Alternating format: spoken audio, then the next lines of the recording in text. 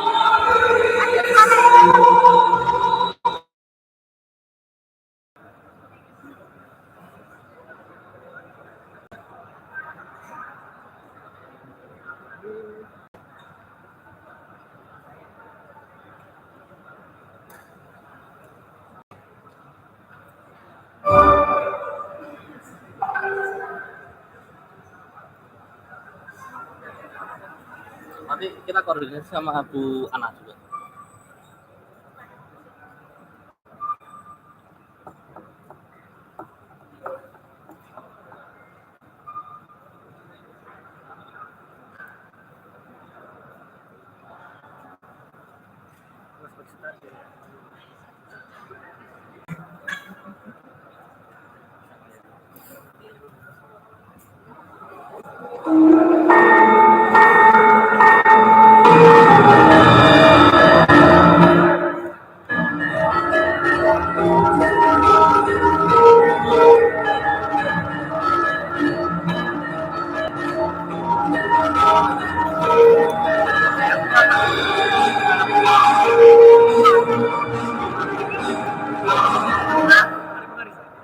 All the guests, please stand up for a moment.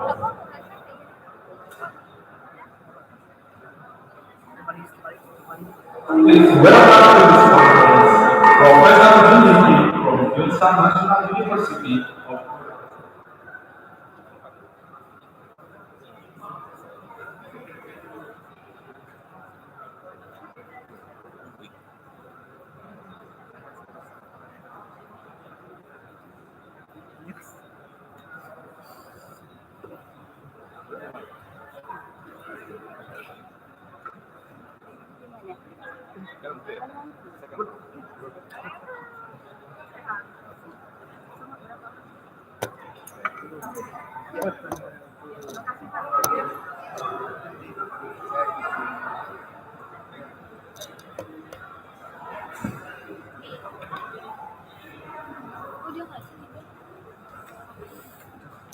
Kiri. Iya, mungkin. Ini nggak sih merek. Ya. Ini harus bisa sekolah lagi. Ada karet nih. Enggak. Diapain sih? Ini tuh kalau ada karet ini tuh di karet sini. Oh.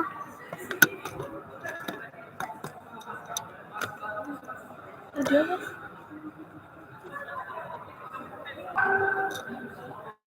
Itu tadi bisa gitu.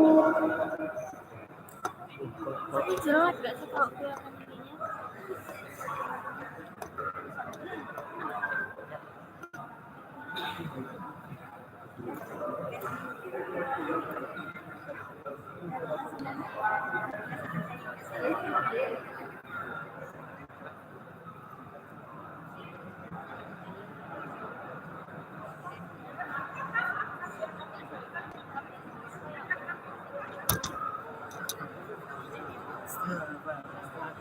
Maaf. Tapi nyampe ya? Setelah MC ini kan sebelah mana ya? Nanti digeser gitu. Nanti biar patokan hanya patokan Itu speaker kan? Oke.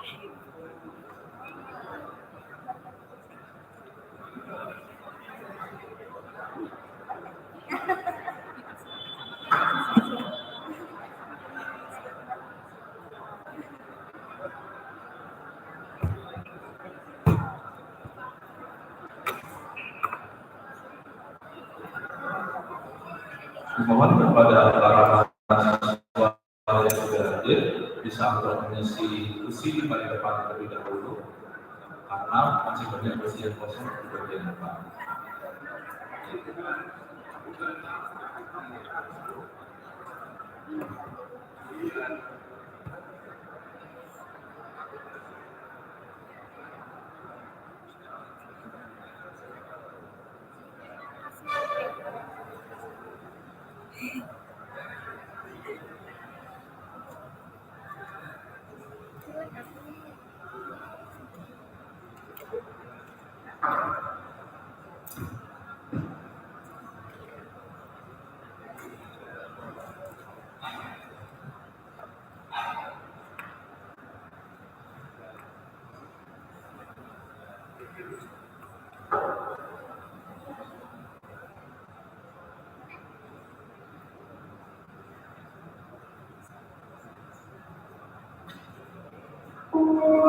Bahwa sebagai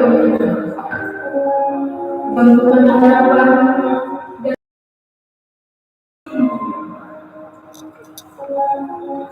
penuhi hati dengan semangat barat, berangkatlah dari sayap-sayap matahari. Satu detik yang lalu adalah masa lalu, maka lupakanlah. Karena mengenal tidak pernah tahu waktu yang berlalu. Rabu Lima Sembilan Satu menurut pada sembilan menjadi sekitar 1990 sampai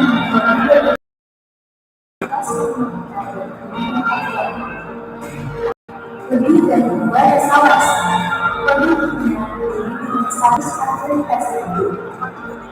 Isi pendidikan isi pendidikan yang pada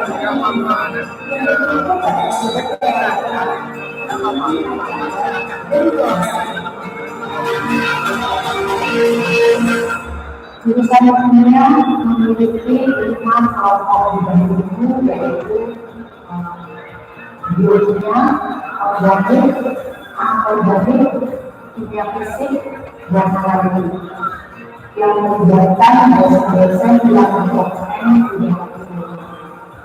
Jurusan kimia juga memiliki 5 kelompok riset yaitu kelompok riset mesin, organik, anorganik, material, dan sebagainya.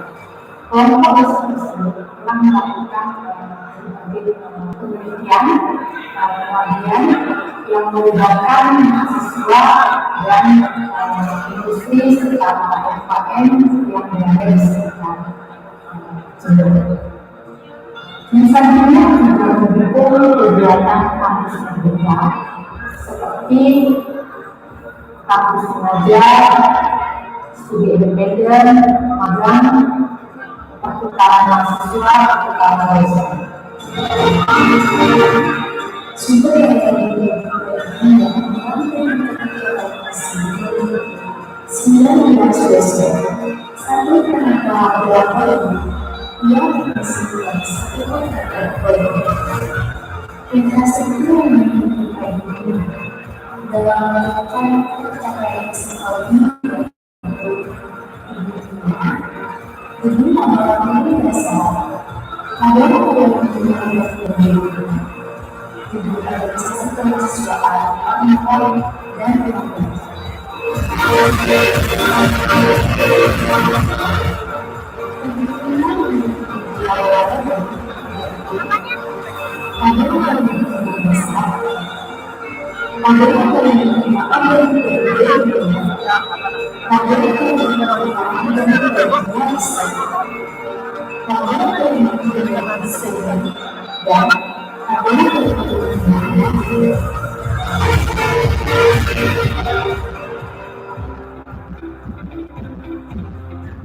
Laboratorium kimia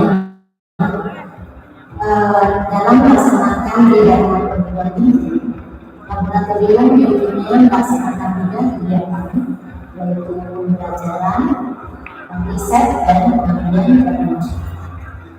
Pembelajaran Kami melakukan pelayanan praktik dalam beberapa modul, yaitu biografi dan teknologi. Saya berharap dibuat dari gabungan yang dibuat di gabungan. Kemudian yang benar kemudian masuk anggota dan juga dengan penelitian yang berhubungan dengan perayaan dan kita bersama dengan keterangan dari bidang. Oke. Laboratorium ini memiliki berperan sebagai yang pertama laboratorium yang nasional. Kegiatan ini meliputi beberapa rangkaian. Yang pertama penyebar kesehatan besar, yang kedua penyesaksian, yang ketiga spektrofotografi, yang keempat elektroanalisis, yang kelima homeopati, yang keenam low energy analysis.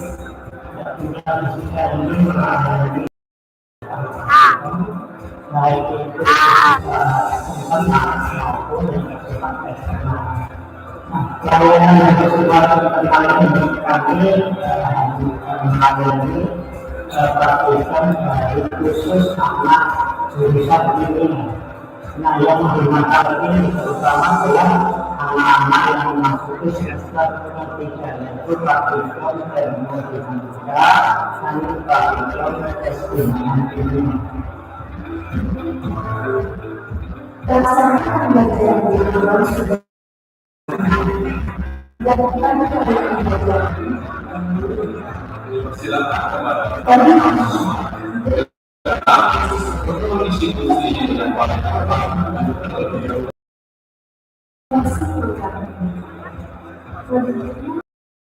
bersama dengan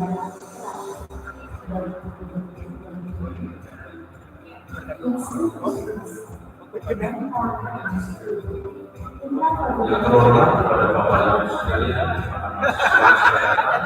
mohon untuk institusi kualitas terlebih dahulu karena masih banyak kursi kosong di depan. Sudah. Pasti mau join kan? Nanti lagi kalau ada apa-apa.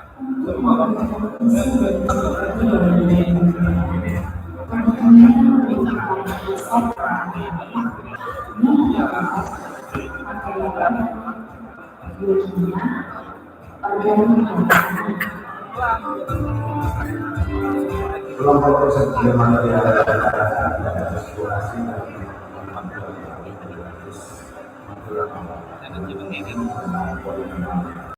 polimer awan seperti selulosa,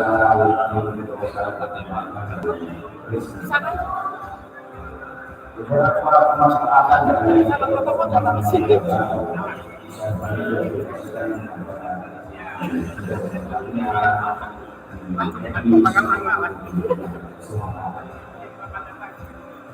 beberapa contohnya adalah absorpsi material sebagai absorber dari digunakan sebagai tingkat pada di lingkungan itu adalah hasil penggunaan material baru yang disebut.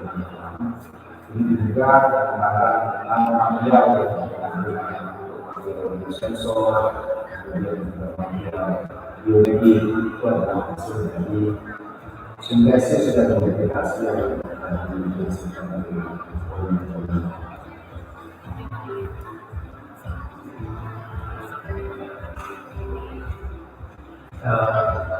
Kami di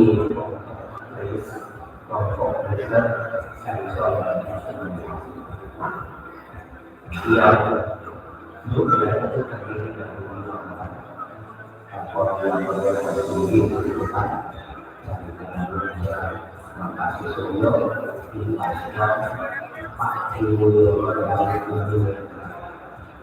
saat ini fokus riset yang kita gunakan adalah menggunakan alat untuk mendeteksi protein yang ada di Jawa Timur. Hasil itu kita sudah berhasil merancang alat yang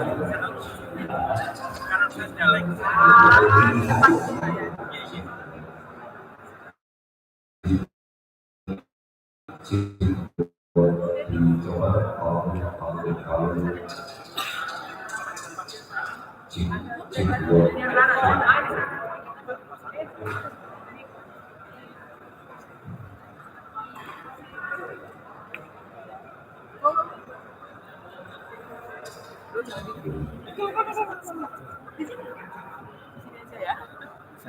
2 orang. Nggak wis di sini aja. Nanti All the guests, please sit out for a moment.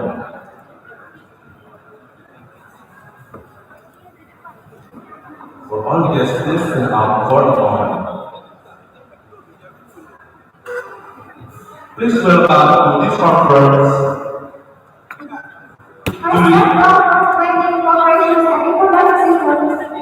Professor Dr. Jember, MSc, PhD. And we welcome all.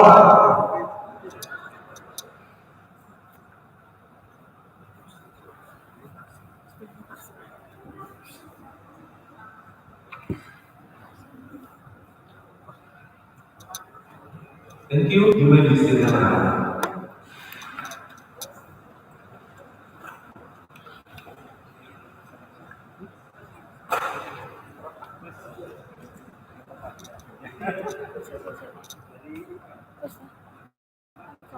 Good morning, ladies and gentlemen.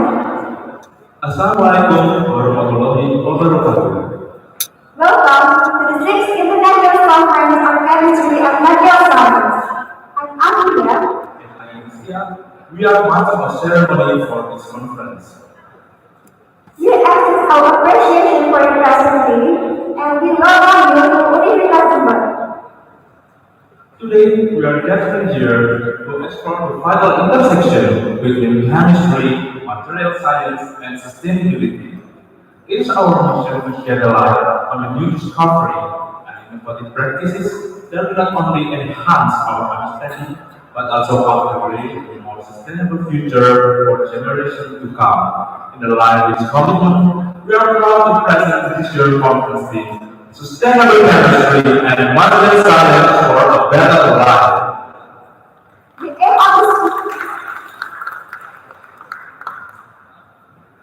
aim of this conference is more than just a platform for information exchange and networking.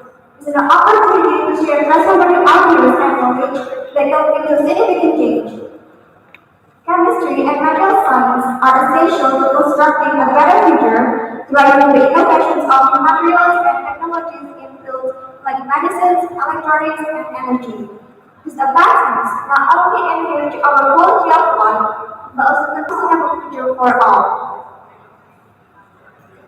It is an honor to me to introduce and welcome the guests at our table.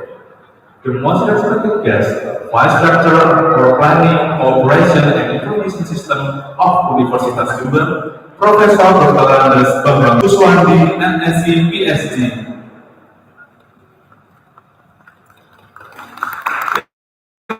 Please give an applause.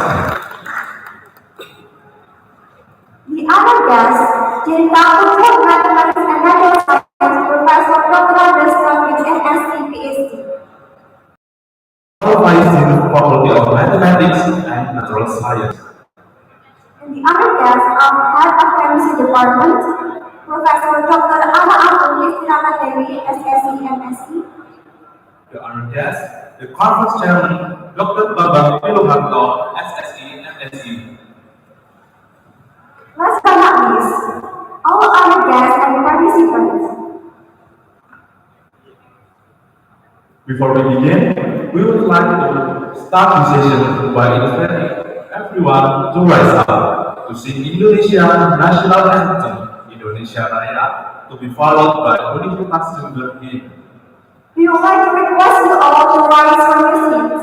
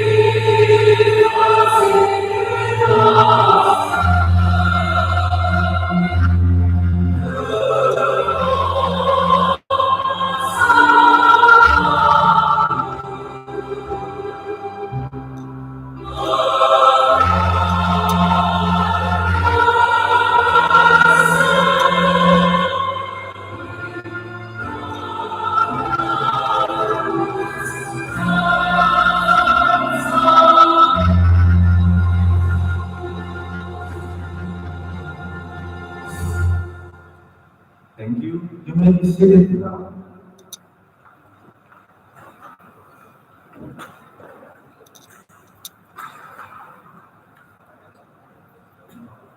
Now, we will open this conference with prayer led by Muhammad Tamir Alkan. Please come to the stage.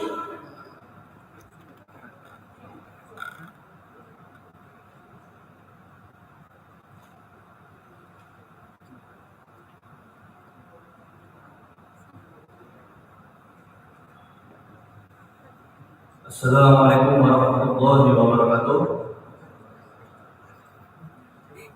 Let us go ahead and ourselves in the presence of the Lord.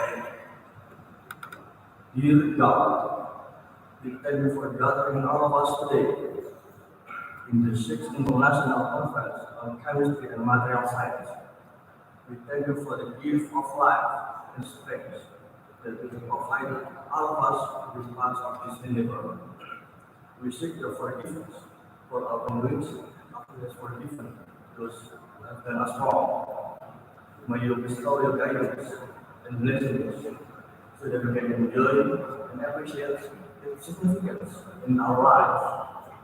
Bless everyone who is present here today. May each one of us be able to serve knowledge, understanding, and wisdom for your glory and honor. Assalamualaikum warahmatullahi wabarakatuh.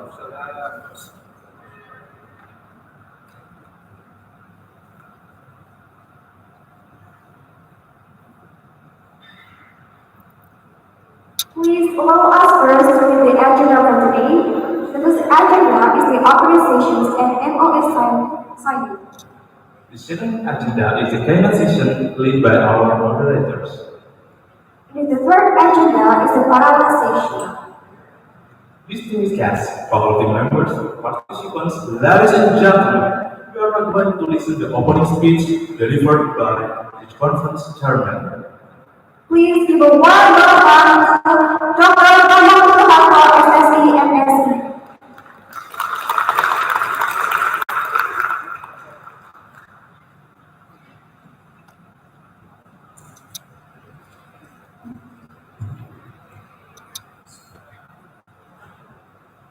Good morning, ladies and gentlemen, speaker and Congress guests. Assalamualaikum warahmatullahi wabarakatuh. To extend our gratitude for the abundant blessing and guidance, it was immense pleasure that we welcome all of you to the 6th International Conference of Chemistry and Material Science, IEC 2MS 2019. 2024 at the University. You present here today is testament to the significance of this event. As the chairman of the IC2MS committee, I would like to deliver one greeting to all conference participants. IC2MS is an annual conference organized by the Consortium of Chemistry Department for four universities, Universitas Jember, Universitas Sriwijaya, Universitas Negeri Malang, and University Teknologi Malang, Malaysia. This year, the host institution played a key role in the sixth meeting. This conference was attended by around 150 participants from various countries, namely Indonesia, Malaysia, Thailand, South Korea, and Australia. 92% are registered as presenters, 16 as speakers, and the rest as non-presenters. This conference is not just about exchange information and networking, but it's about sharing ideas and knowledge that can make a real difference. Our theme this year, sustainable chemistry and material sciences for better life. It's not just talking, it is for to action. Chemistry and material science is not just field of study, they are building block of better future. They drive the development and innovation in material and technology in various disciplines, such as medicine, electronics, energy, and more. These disciplines are not just improving our quality of life, they are shaping a better life for all of us. And the potential impact of our discussion here today is truly inspiring. On behalf of the organizing committee, I welcome our speaker and presenter with reputation and commitment in chemistry and related areas. Having them as our speaker is an honor and privilege, as I firmly believe their contribution will be benefit all of us. During the next 2 days, we have a packed schedule of keynote speeches, panel discussion, and networking session.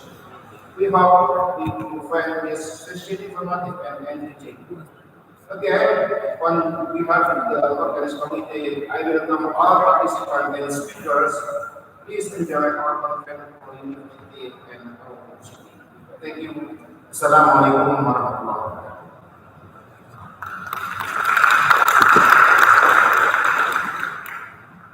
Thank you, Mr. Bambang Wilowanto, for the opening speech.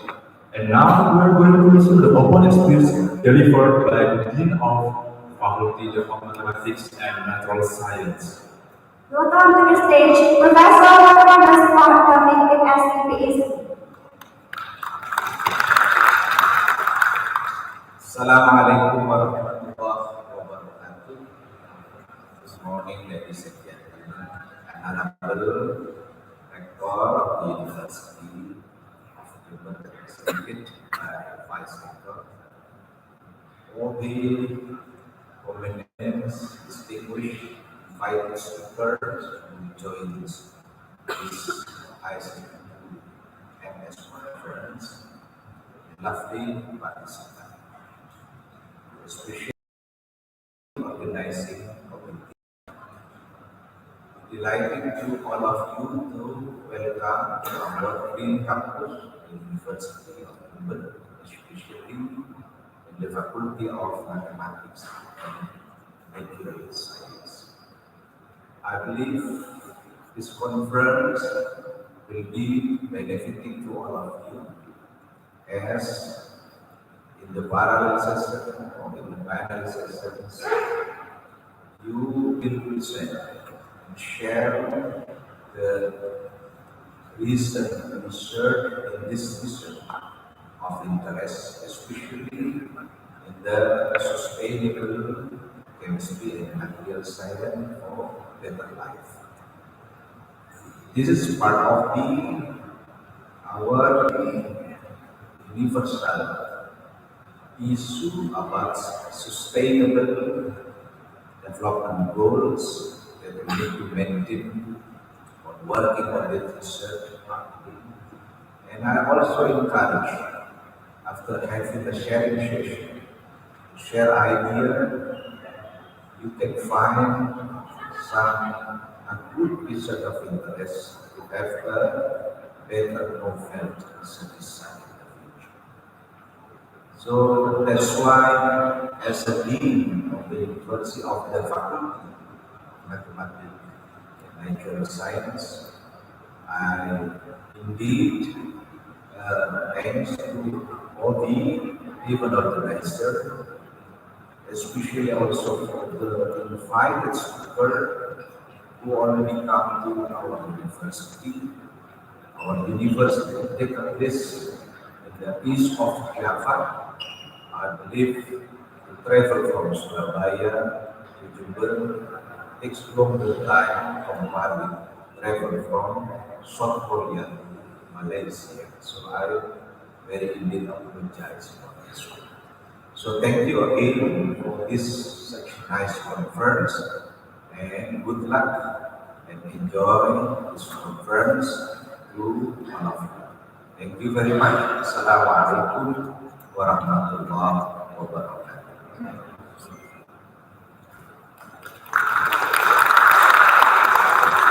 Thank you, Mr. Gandhi, for the opening speech.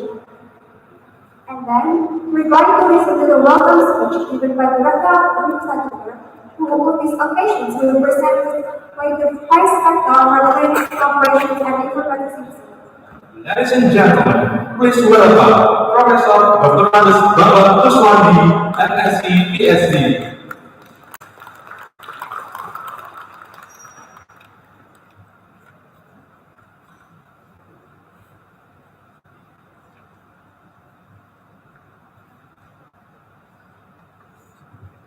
Bismillahirrahmanirrahim. Assalamualaikum warahmatullahi wabarakatuh. First of all, I would like to thank the committee for running this IC12 conference on chemistry and material science. I would like to say hello to Dean and Vice Dean of the Faculty of Mathematics and Natural Sciences. And also some of the guest speakers already invited here, Professor Yoon Hee-kim from Korea. Please stand up so that the participants will be well. And also Professor Oscar Hasbinur Hassan, Malaysia, I think from ITN. And also the Professor Ryan Santiago, friend of mine from Indonesia ITB, he already come in. No? Okay, hopefully we'll be able later. And also Dr. Ferawan Shamura from Thailand. And last one, I think also my colleague from Spas College will be listening through online, I think, because he now is back to his hometown in Bulgaria. That the time will be much different.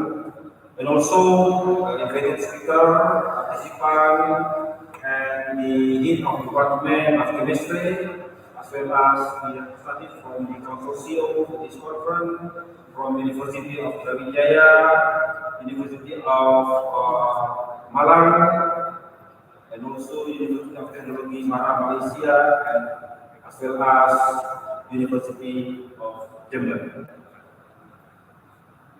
It is my great pleasure to welcome you all to the University of Jember to run the International Conference on Chemistry and Material Science 2024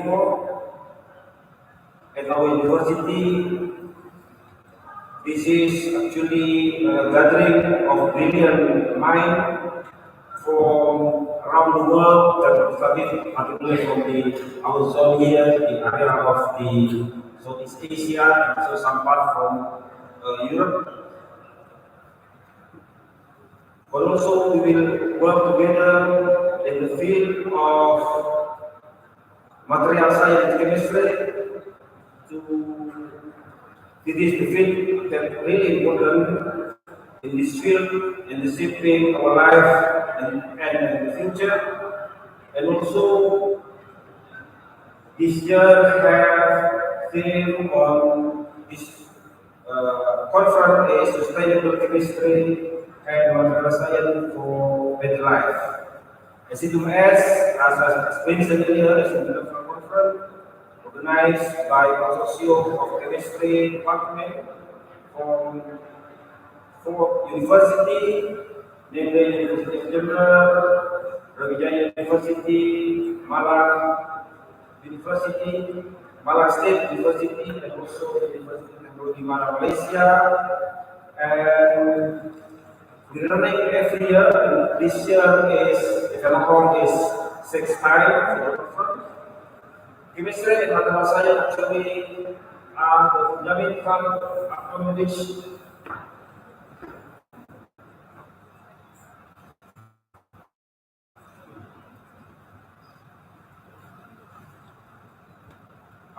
countless innovations are going from the development of new technology and also some from new material. We do hope during the conference you will be sharing with each other your finding in this field as well as in terms of material science. Hopefully later on we will create of the advanced material for, let's say, for example, for medicine as well as for other disciplines to drive progress and improve our quality of life for better future. This program provides unique platform for researchers, scientists, and industry professionals to share their latest findings, teaching ideas, and foster collaboration. We are privileged to have such distinguished speaker and group of experts among us today, representing a diverse range of institutions as well as countries and the University of Jember. As we delve into the exciting topic and discussion later on that lie ahead, and encourage you all engage in thought-provoking conversation and discussion challenging existing paradigm and explore the new avenue of research that us work together to advance frontier of chemistry and material science and make lasting impact on the world for better life. Thank you for joining us today, and I wish you all have a fruitful and inspiring conference as well as have marvelous memory during your stay in Jember City. On behalf of all, I welcome you all and enjoy and also make collaboration in this conference. And without further ado, I would like to say congratulations for all the participants and committee who running this conference. Hopefully, will be get more collaboration after this.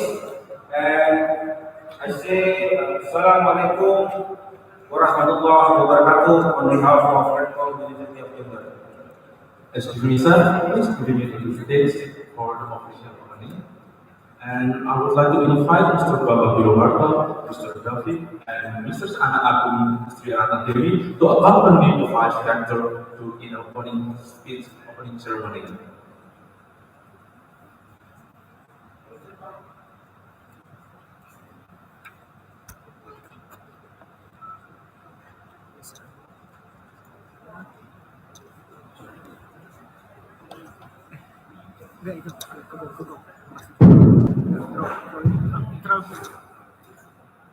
Bismillahirrahmanirrahim. On behalf of Rector University of Jember, by reciting Bismillah, I officially open this conference. Bismillahirrahmanirrahim.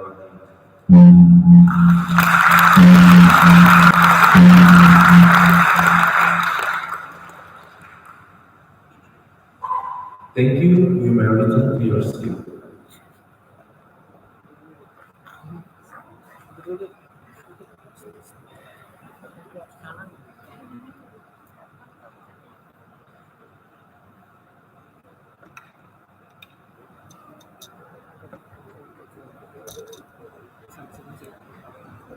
Ladies and gentlemen, now that you have officially opened this wonderful event, we are honored to bring you a special cultural performance that reflects the beauty and heritage of Indonesia. Yes, it is our privilege to introduce Mangasuti, a traditional dance from Yogyakarta. This dance is not only a form of artistic expression, but also carry profound cultural and spiritual meaning.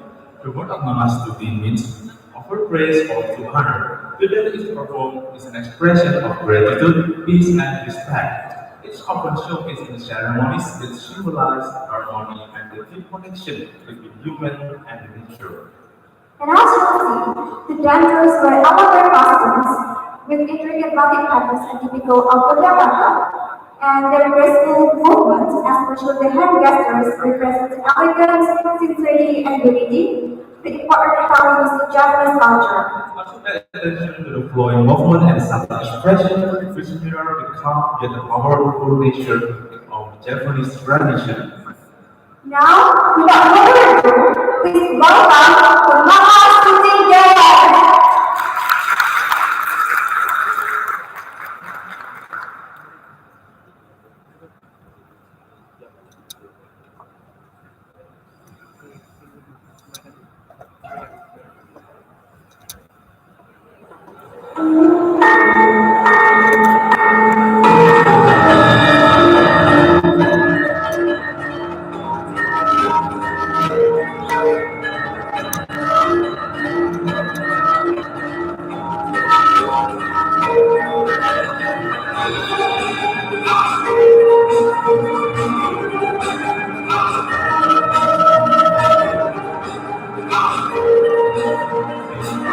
This is a video from the Master Dance.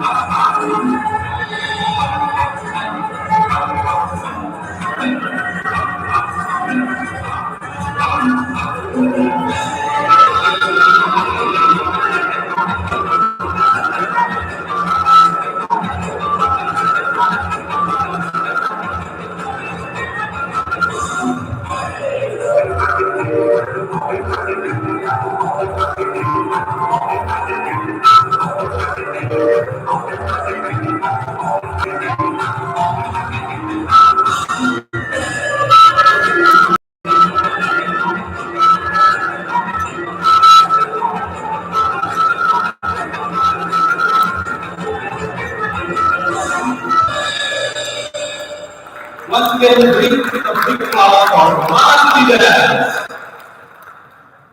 Wow, what an amazing performance! The members of the dance efforts to showcase the elegance and grace of Indonesian cultures, especially for Indian representation. Yes, it's absolutely stunning. The dancer will move so effortlessly. It is like we were to the heart of Japanese traditions. It's truly mesmerizing. And now, let's move forward to the significant moment in our conference. It's with a great honor that we now transition to the official signing ceremony of the Memorandum of Agreement to develop educational research partnership through exchange and cooperations with the Gyeongsang National University, presented by Professor Lim Kim as Director of the University of Molecular Alchemy and presented by Professor Dr. Kuswami, MSc PhD, Vice Rector for Clinical Operations and Information Systems.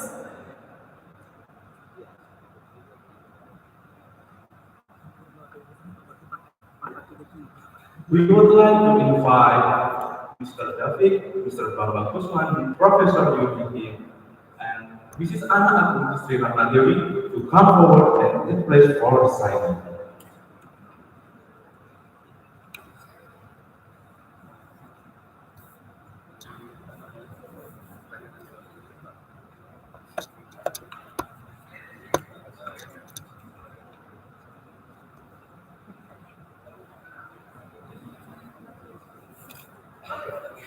Ladies and gentlemen, the MO assignment will now commence.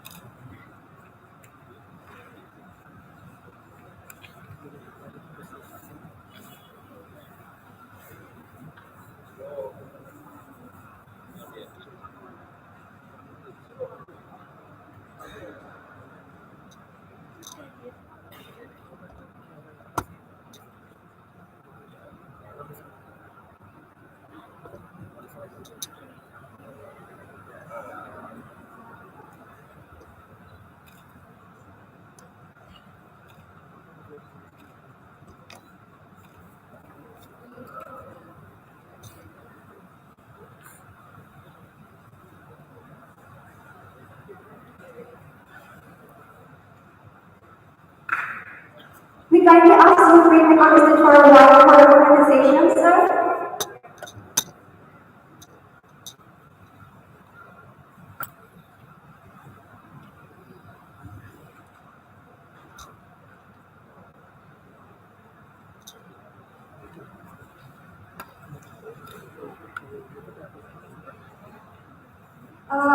Next, we will begin the documentations. Please all the invited guests to come to the stage for the group. Please be invited for all the guests and guest speaker. to come forward and begin the documentation session.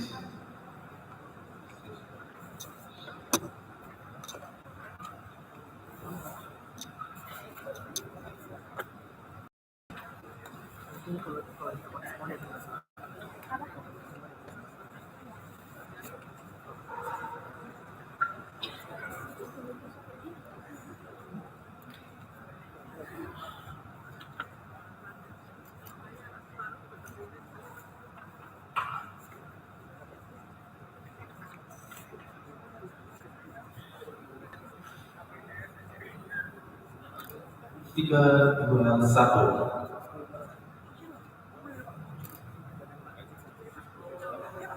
Tiga, dengan tangan ke kepala. Mungkin bisa digaya ke kepala. Bisa dimulai. Tiga, dua, satu.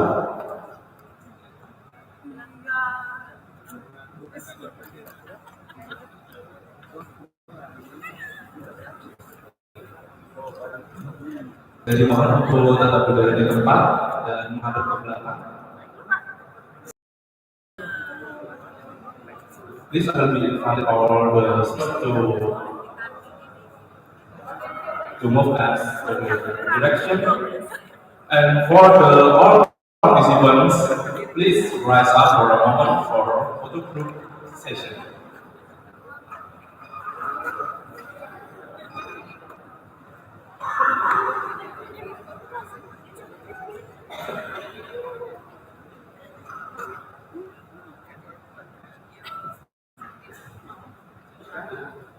Kita mulai. 3, 2, 1. Sekali lagi. 3, 2, 1. Dengan tangan ke kepala. 3, 2, 1. Thank you. You may return to your seat.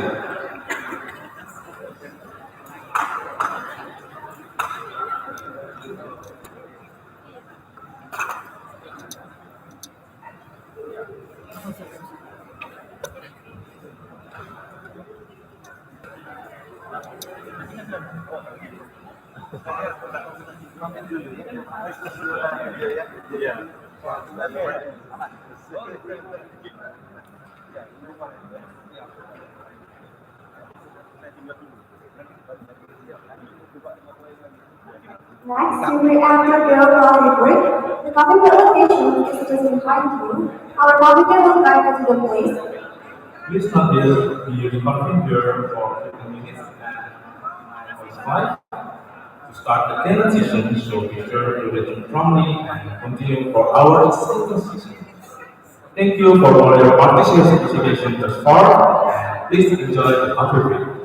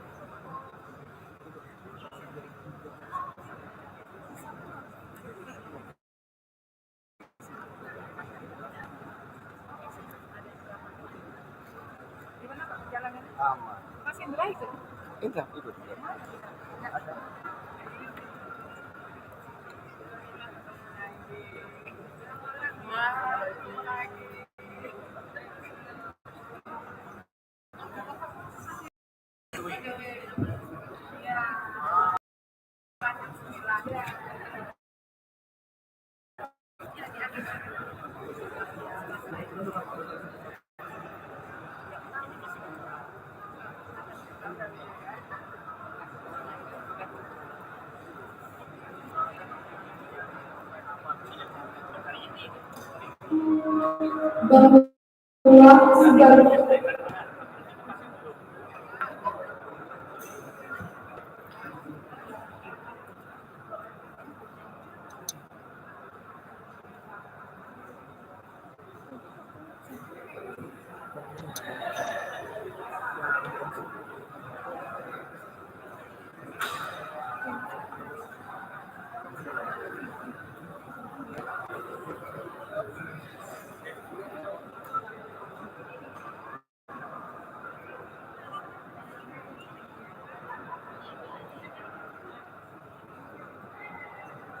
Sepenuh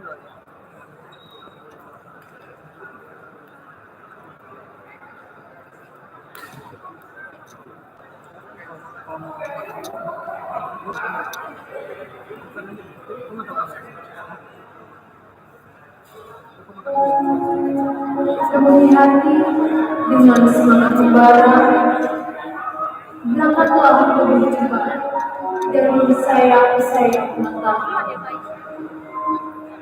Satu detik yang lalu adalah masa lalu, maka lupakanlah.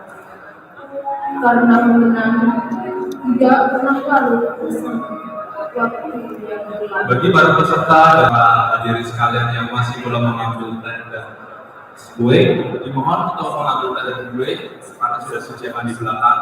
Dipersilakan.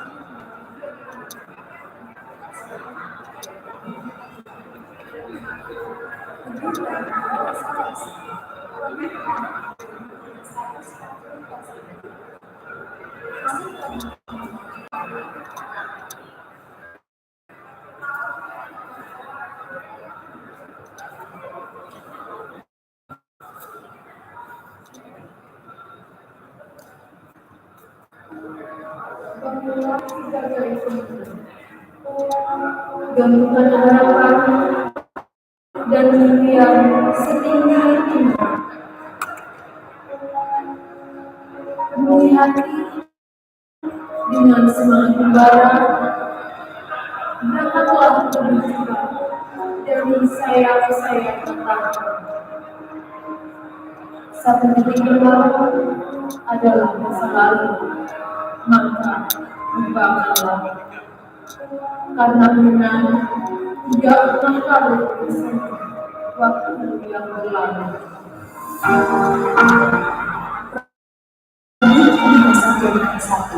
Menjadi pada tanggal 9 Juli 1990 bersama dengan Fakultas Lainnya Fakultas Matematika dan Pengetahuan. Lebih dari 2 desawan kami satu stasiun tersebut. Visi pendidikannya adalah institusi pendidikan yang berbagai pendidikan untuk sumber daya lokal, dan kewasaan. Jurusan kimia memiliki 5 kelompok bidang ilmu, yaitu biokimia, organik, anorganik, kimia fisik, dan analitik, yang melibatkan dosen-dosen yang berkompeten di bidang ilmu. Jurusan kimia juga memiliki 5 kelompok riset, yaitu kelompok riset enzim, organik, anorganik, material, dan sebagainya. Kelompok riset tersebut telah melakukan berbagai penelitian, pengabdian yang melibatkan mahasiswa dan industri serta UKM yang berada di sekitar Jember. Jurusan kimia juga mendukung kegiatan kampus merdeka seperti kampus belajar, studi independen, magang, pertukaran mahasiswa, pertukaran dosen.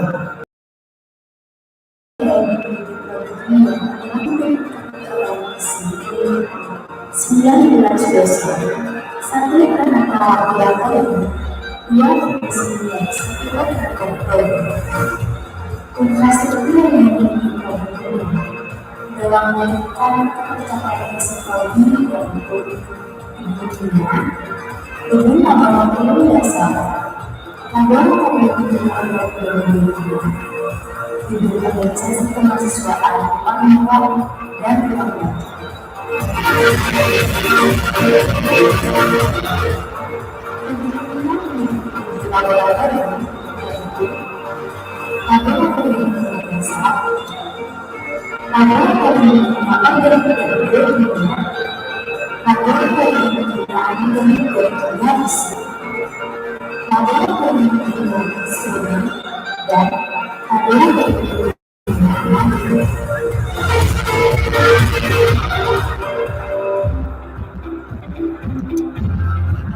laboratorium biokimia, pelajaran, riset dan pengabdian kami melakukan pelayanan praktikum dalam beberapa mata kuliah, yakni biomolekul, bioreaksi, dan teknologi enzim. Terima kasih dan takut juga dari selanjutnya dan juga selanjutnya. Kemudian yang pertama itu adalah kemudian masalah data dan juga dengan tindakan. Yang lain juga digunakan untuk penelitian yang berhubungan dengan perairan. Kita bersama dengan peternak dari desa-desanya. Laboratorium ini memiliki peran sebagai yang pertama laboratorium.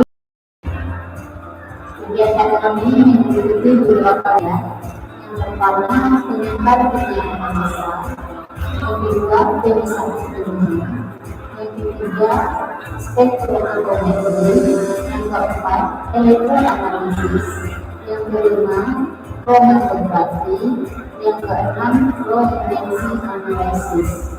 Latihan fisika ini melayani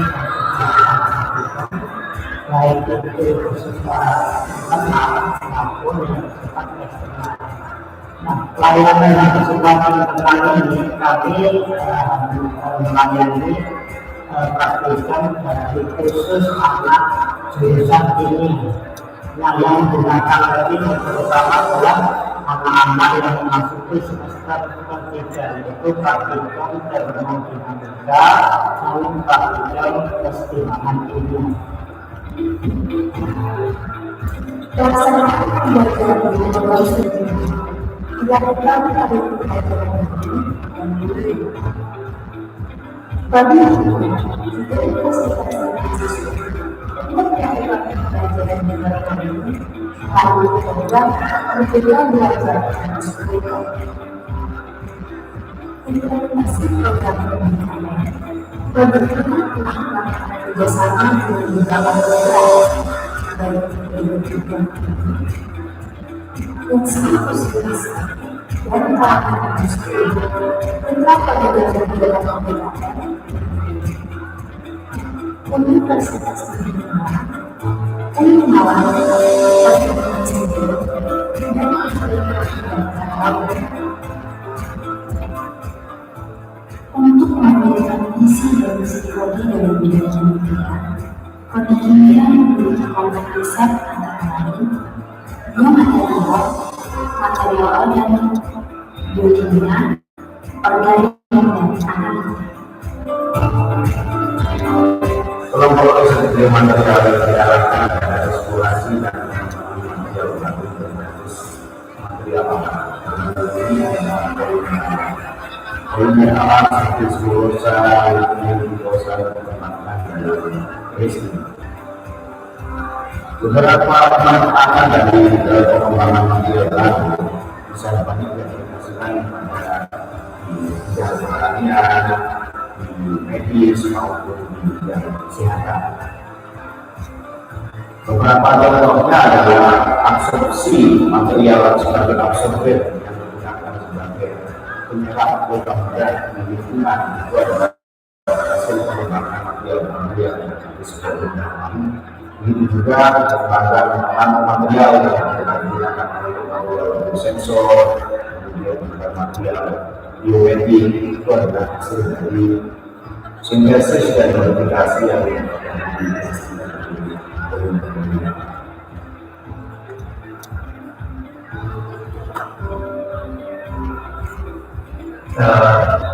kami di kelompok riset sensor dan instrumentasi.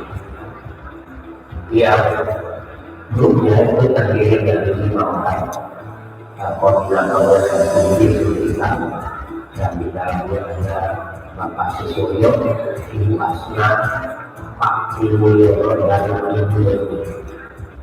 Saat ini fokus riset yang kita gunakan adalah menggunakan alat untuk mendeteksi kopi yang ada di Jawa Timur. Hasil saat ini kita sudah berhasil merancang alat yang dicari kemudian sudah mengikuti perkembangan saat ini, di mana data itu juga sudah bisa ditransfer, sehingga basis IoT dari alat yang sudah cukup memadai. Kalau untuk mesin ada apa itu eksplorasi mesin, aplikasi mesin dalam bidang pangan kesehatan. Kelompok mesin ini juga kompetensinya tentang bioinformatika, yaitu banking, mesin dan mencari struktur tiga dimensi daripada mesin.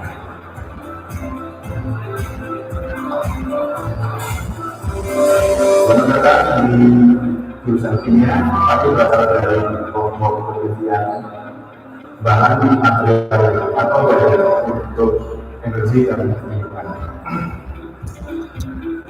Pekerjaan ini adalah untuk mencari sintesis atau material yang nantinya berguna untuk konversi energi yang akan mengharapkan energinya kepada energi karena Universitas Jember memiliki visi pada industrial, maka bahkan yang ingin bukan menjadi material ataupun menjadi bahan energi adalah berbasis dari bahan-bahan pertanian atau hasil pertanian atau juga limbah dari pertanian.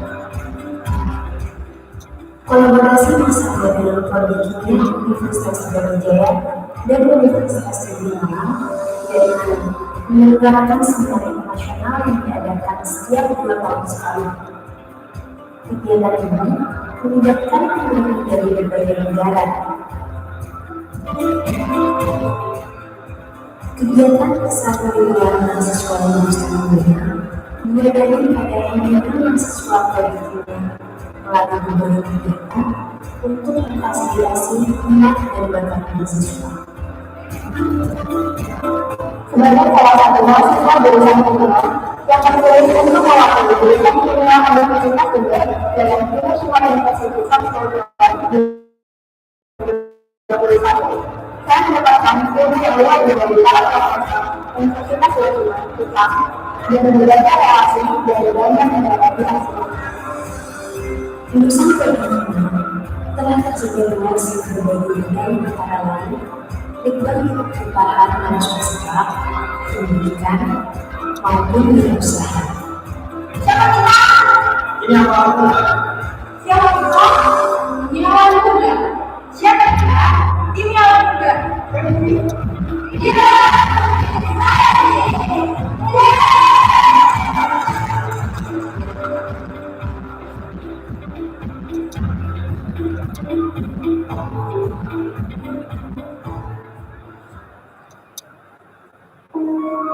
Bahwa sebagai pemenang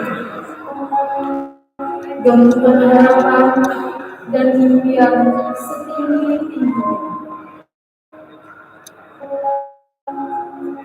penuhi hati dengan semangat membara, janganlah berjumpa dari sayap-sayap matahari. Satu detik yang lalu adalah masa lalu, maka lupakanlah, karena menang tidak pernah tahu waktu yang berlalu. Program Kimia 1 menjadi pada tanggal 9 Juli 1942 bersama dengan program berdahulu Universitas Matematika dan Komunikasi. Lebih dari 2 dekade program kimia menjadi status akreditasi tinggi. Visi programnya adalah institusi pendidikan dan pengembangan ilmu yang bertumpu pada sumber daya lokal, anak tangga, dan dewasa.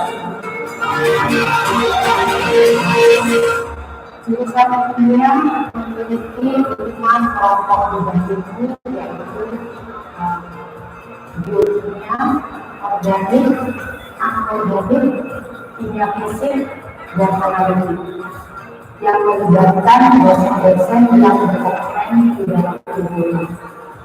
Riset ini juga memiliki 5 kelompok riset, yaitu kelompok riset enzim, organik, anorganik, material, dan sosial. Kelompok riset tersebut penelitian pengabdian yang melibatkan mahasiswa dan industri serta UKM yang berada di sekitar Jember.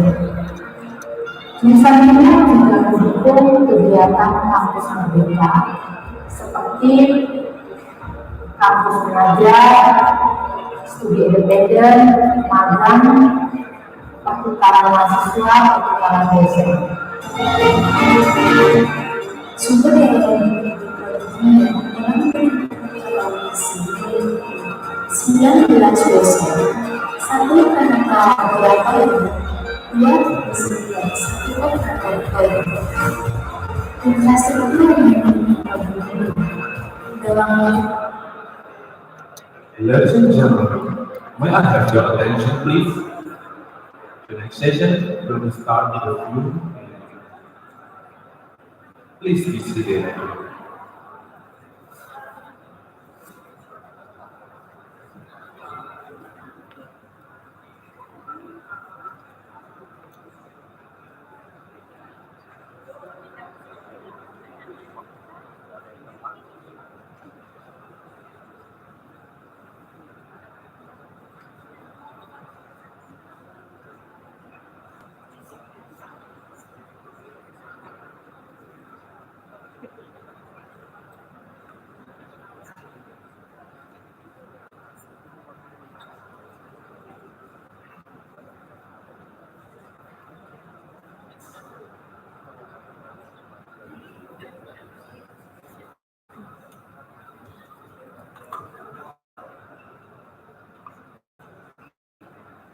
Ladies and gentlemen, we have now arrived at one of the most anticipated moments of today's event, the keynote session. Yes, it is the time to get started for a wonderful evening expert, and we're excited to hear the talk on following it. To start the keynote session, allow us to invite our moderators and also the speakers who are present here. So, please be invited to the stage our first guest speaker, Professor Lee Kim from Gyeongsang National University, Korea. Please give her a big applause.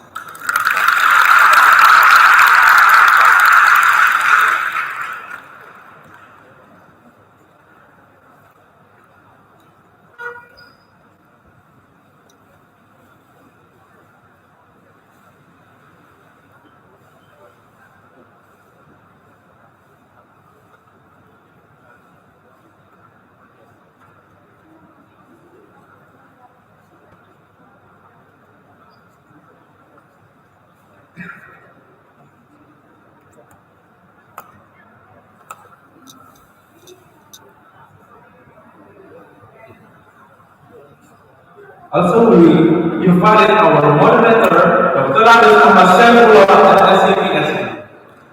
Please give him a big applause. Dr. Ahmad Saifullah was the former dean of Faculty of Mathematics and Natural Sciences during 2020 and 2024.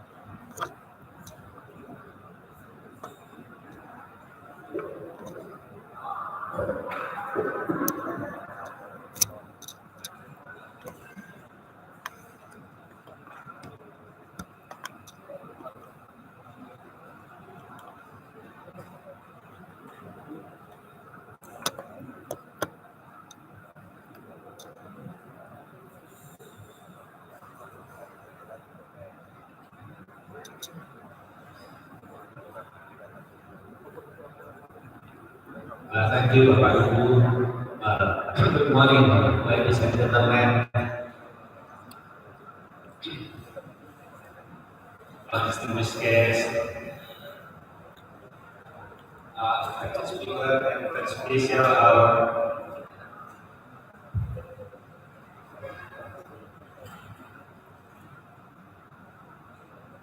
keynote speaker, Professor Kim from University, from the Department of Chemistry. Welcome to Jember. Hope you will enjoy while visiting in Jember. Ladies and gentlemen, dan partisipan, Bapak Ibu sekalian yang saya hormati, ya. This first session this morning, I will be our moderator. I am Ahmad Sebula, I call Ahmad from Department of Chemistry, University of Jember.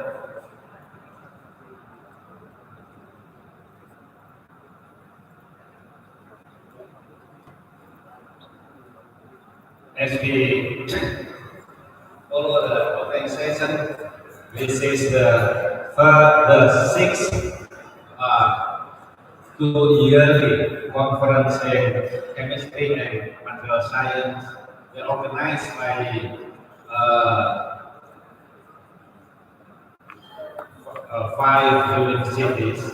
4 universities in 3 universities, Java, Department of Chemistry from Jember University, and then from Brawijaya University in Malang, Universitas Negeri Malang, and also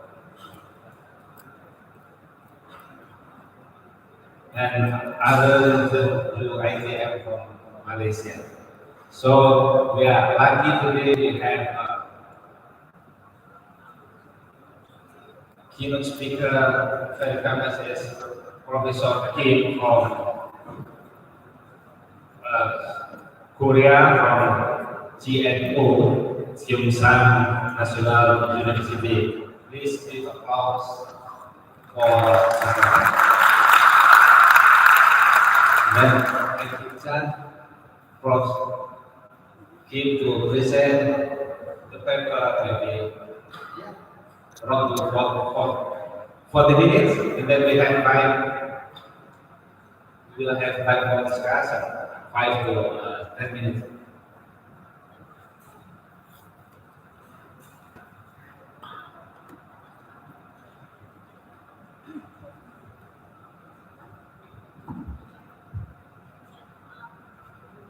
Thank you for kind introduction. I'm from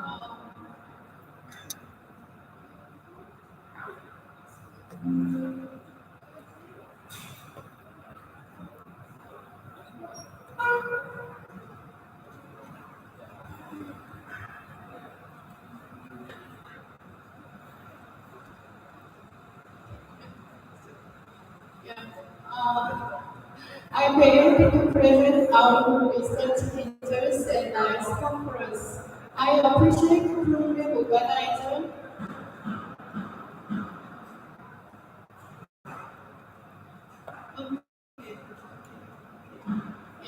I appreciate the program organizer for giving opportunity to me. Today, I will talk about the development of organic high-conducting materials from organic electronics. My name is Yuni. I'm from National University. Before talk, I briefly introduce our university and our groups. Gyeongsang National University is located in the southern middle area of Korea. Gyeongsang National University is representative of Gyeongsang-namdo, which is one of the 9 provinces of Korea. Now the Gyeongsang National University is the third biggest university in Korea. It has the 6 campuses. Sorry. And the 3 million square meter, above the 3 million square meter, and then 18 quality, and then 120 departments and divisions. And now students are almost 35 students per year, and then professors and almost 10 professors. And in this specialized like science and the aero and the mechanical engineering, and also nano advanced materials. So now we are the big project in Korea. So we are global 10 universities. So we are focused on the aerospace and then advanced materials. In Gyeongsang National University, our group usually synthesized organic semiconducting material, which is based carbon conjugated materials for the various organic electronics such as OLED, OTFD, and organic photovoltaics. Yeah, this our group recently reported OLED materials. We are collaborating with the Samsung Display and the Samsung Electronics and the LG Display and so many companies. So our students could enter graduate to the many companies. Next. And this slide shows our recently reported OTFT materials. One of our OTFT materials is very famous, so we are collaborating many international universities such as Stanford and then somewhere, Imperial College and then something. Next. So we are also the research about the organic photo detector material. Next. Yeah, this is our recently reported organic solar cell materials. Next, please. Yeah, so this is the contents of my talk. So I will introduce a small introduction and then organic semiconducting materials for the organic solar cells, and then OLED. So OTFT is I have to make the presentation, so just I will do the OTFT. So I will focus on the OPV. Usually OPV and the OLED. Next. So as everyone knows, there are many solar cells there. Among them, the silicon-based solar cells are already commercialized. However, for the ubiquitous solar cells, organic solar cells should be flexible and then they the weight and low weight. So the organic and the inorganic hybrid solar cells should be developed. Among them, the recently hybrid solar cells such as the perovskite gradually developed. It has the maximum power conversion efficiency around 25%. However, the perovskite-based solar cell has some problems for the commercialized because it has used the toxic lead compound and then it has the low stabilities. Therefore, the organic solar cell should be developed. The development of organic solar cell material is very important issues. Nowadays, the organic solar cell has the power conversion efficiency almost 20%. So we are usually focused on the organic solar cell materials. The organic solar cell is composed mono material and acceptor materials. So there are two types of acceptor materials. The such as the fluoride type, which is the usually C60 and the C70 based material. And then another thing is called non-fluoride acceptors. The first time when we developed the organic solar cell, the fluoride-based material is over higher efficiency, but now the non-fluoride acceptor is gradually increased, and then they are more higher efficiency than the fluoride-based acceptor. As I before mentioned, now the solar cell using the non-fluoride acceptor almost reached 20%. So this slide shows a pair of the fluoride acceptor and the non-fluoride acceptors. Fluoride acceptor usually made from C60 and C70, so it has the limited tunability, so the chemistry does not change much at all. So, and also it has the weak absorption in the visible and iron regions. And also it has the solar instability and the photochemical instability due to that has the sp2 hybridization, but it has non-planar structures. The sp2 usually the planar conjugated structure, but it has a non-planar structure, so it has some instability in the photo and the solar instability. And also it make the time consuming and high cost. So that's why many people want to make the non-fluoride acceptors. So the non-fluoride acceptor usually make the 3D planar conjugated structures, and then we can tune the many chemical structures by the chemical designs. And also it is very important that it has the linear majority and the complementary absorption with the donor material. It is very important issue.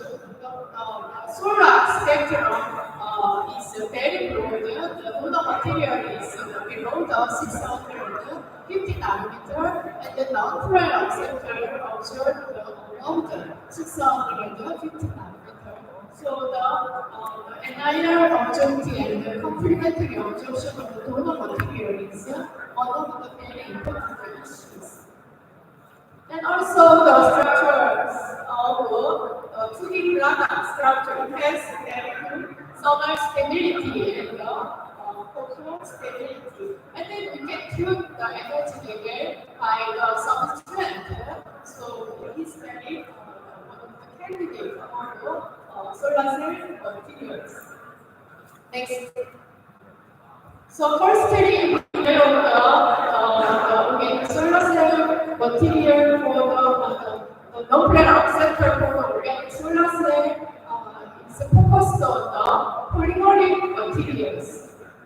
Because the polymeric material usually make good mechanical property for the applications.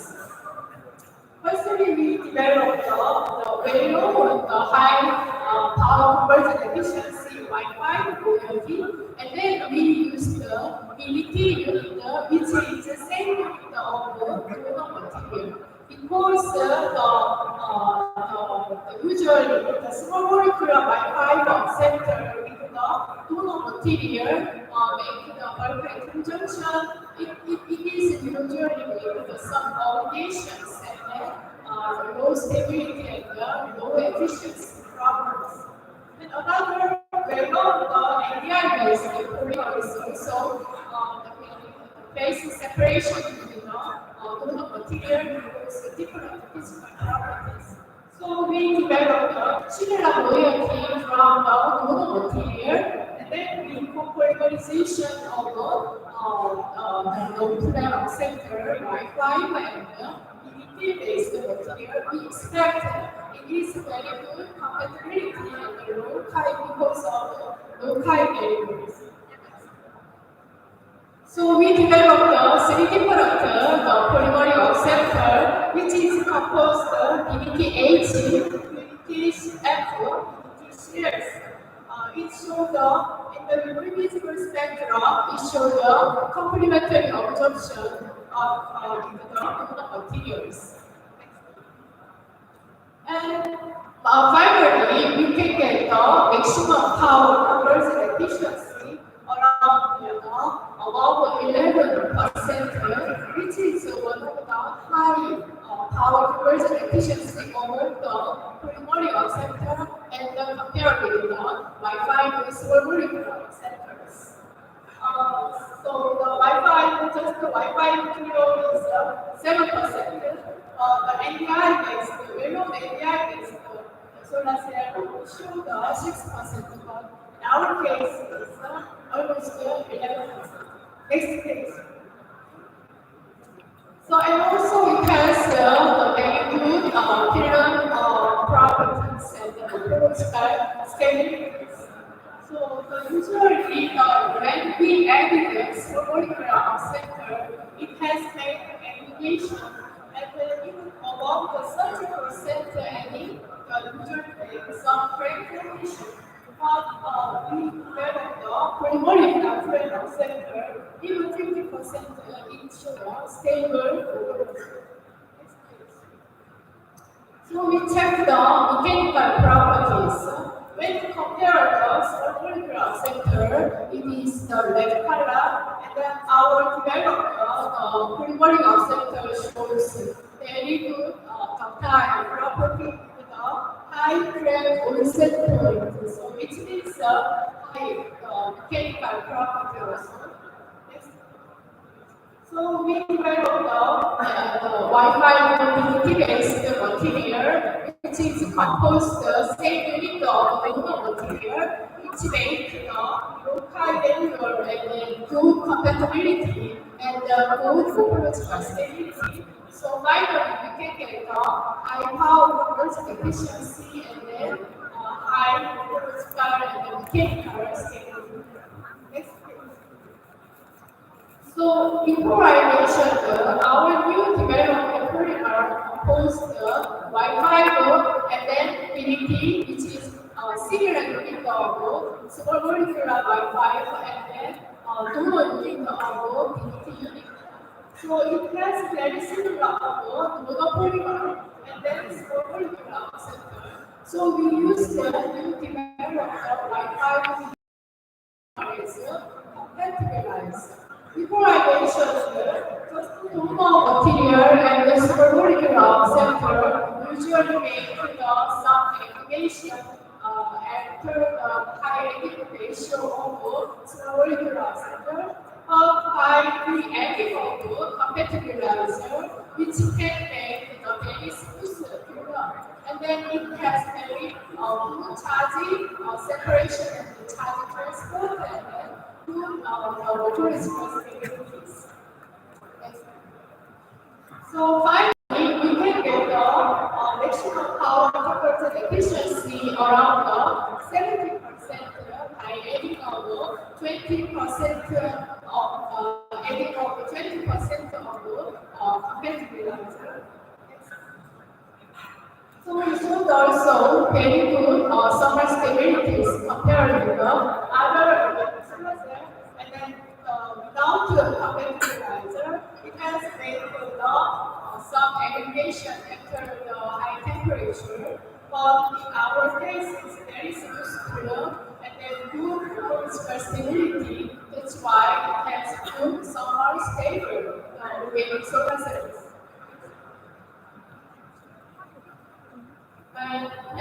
So we want to more optimize our polymers. So we developed the residual regularity of the polymer and then optimize the inner ideals and the chains. Because when we develop the monomer dipole compound, the monomer has some residual problems. So we developed only inside of the dipole Wi-Fi monomer and then PDT unit, and then we control the inner side chain also. Next page. So we developed five different polygonal sector. Three is ratio random with the amplitude is 12, 20, 24, and the ratio regular with the 20 and then 24. So among the five polygons, the ratio regular with the 20 inner alkyl side chain shows maximum power conversion efficiency around 50.12. So there is also one of the highest the efficiency of among the polygonal nuclear sectors. Next. So we control the ratio regularity and the side chain, and then we just make the high charge separations and the charge transport without the charge recombination, and then the proper topology, and it has shows good power conversion efficiency and then high summer bottom state results. Next. And also we developed all the ubiquitous applications. The organic solar cell also need some stretchability. So we developed four different programs. The first one is just I already mentioned PDT and the Wi-Fi and the PDT polymer. And then for the stretchability, we added the PDT and the Cyopen linear space cytogen as a neural unit. The linear active space cytogen indicate the more stretchable properties. And then soft polymer is we made the random polymer, the PDT, and then Cyopen linear space cytogen, and then PDT unit. So we randomly popularized the high efficiency and then the high stretchability. And the fourth polymer is we control the inserting the stretchable unit. So we Wi-Fi and the stretchable unit and the Wi-Fi as a monomer unit. And then we polymerize with the PDT unit. In case the 3 and 4 polymer is different, which is the first polymer is regularly insert stretchable space unit. Next. So the first polymer without the polymers without the stretchable unit has more crystalline structure and the high summer transition. Just we add the flexible unit in case the polymer shows the amorphous character, and then we randomly or regularly inserting the stretchable unit gradually increase the high summer transition temperature and then high crystallinity. So our collaborator, actually we are our group is usually chemistry, develop the materials and collaborate devices. They studied many physical properties of our material, and then we found out the new material is high charge separation and then charge transport and then without the charging combination structure. Finally, we get the maximum power conversion efficiency, the regularly stretchable unit polymer show the maximum power conversion efficiency of about 60%. In addition, the regularly or randomly inserted stretchable unit shows a very good ductile property compared with without the stretchable unit. It shows even we stretch 50%, it still has good morphological stability, and then still has high crystalline structure and high power conversion efficiencies. So we control the stretchable unit, regularly inserting the stretchable unit make the more the crystalline property, and then which increase the charging separation, charging transport without charging combination. It has a high efficiency as well as the space unit. The regularly inserting the space unit usually domain structures, and then we stretch the case more the good mechanical and the stretchable property also. Next one.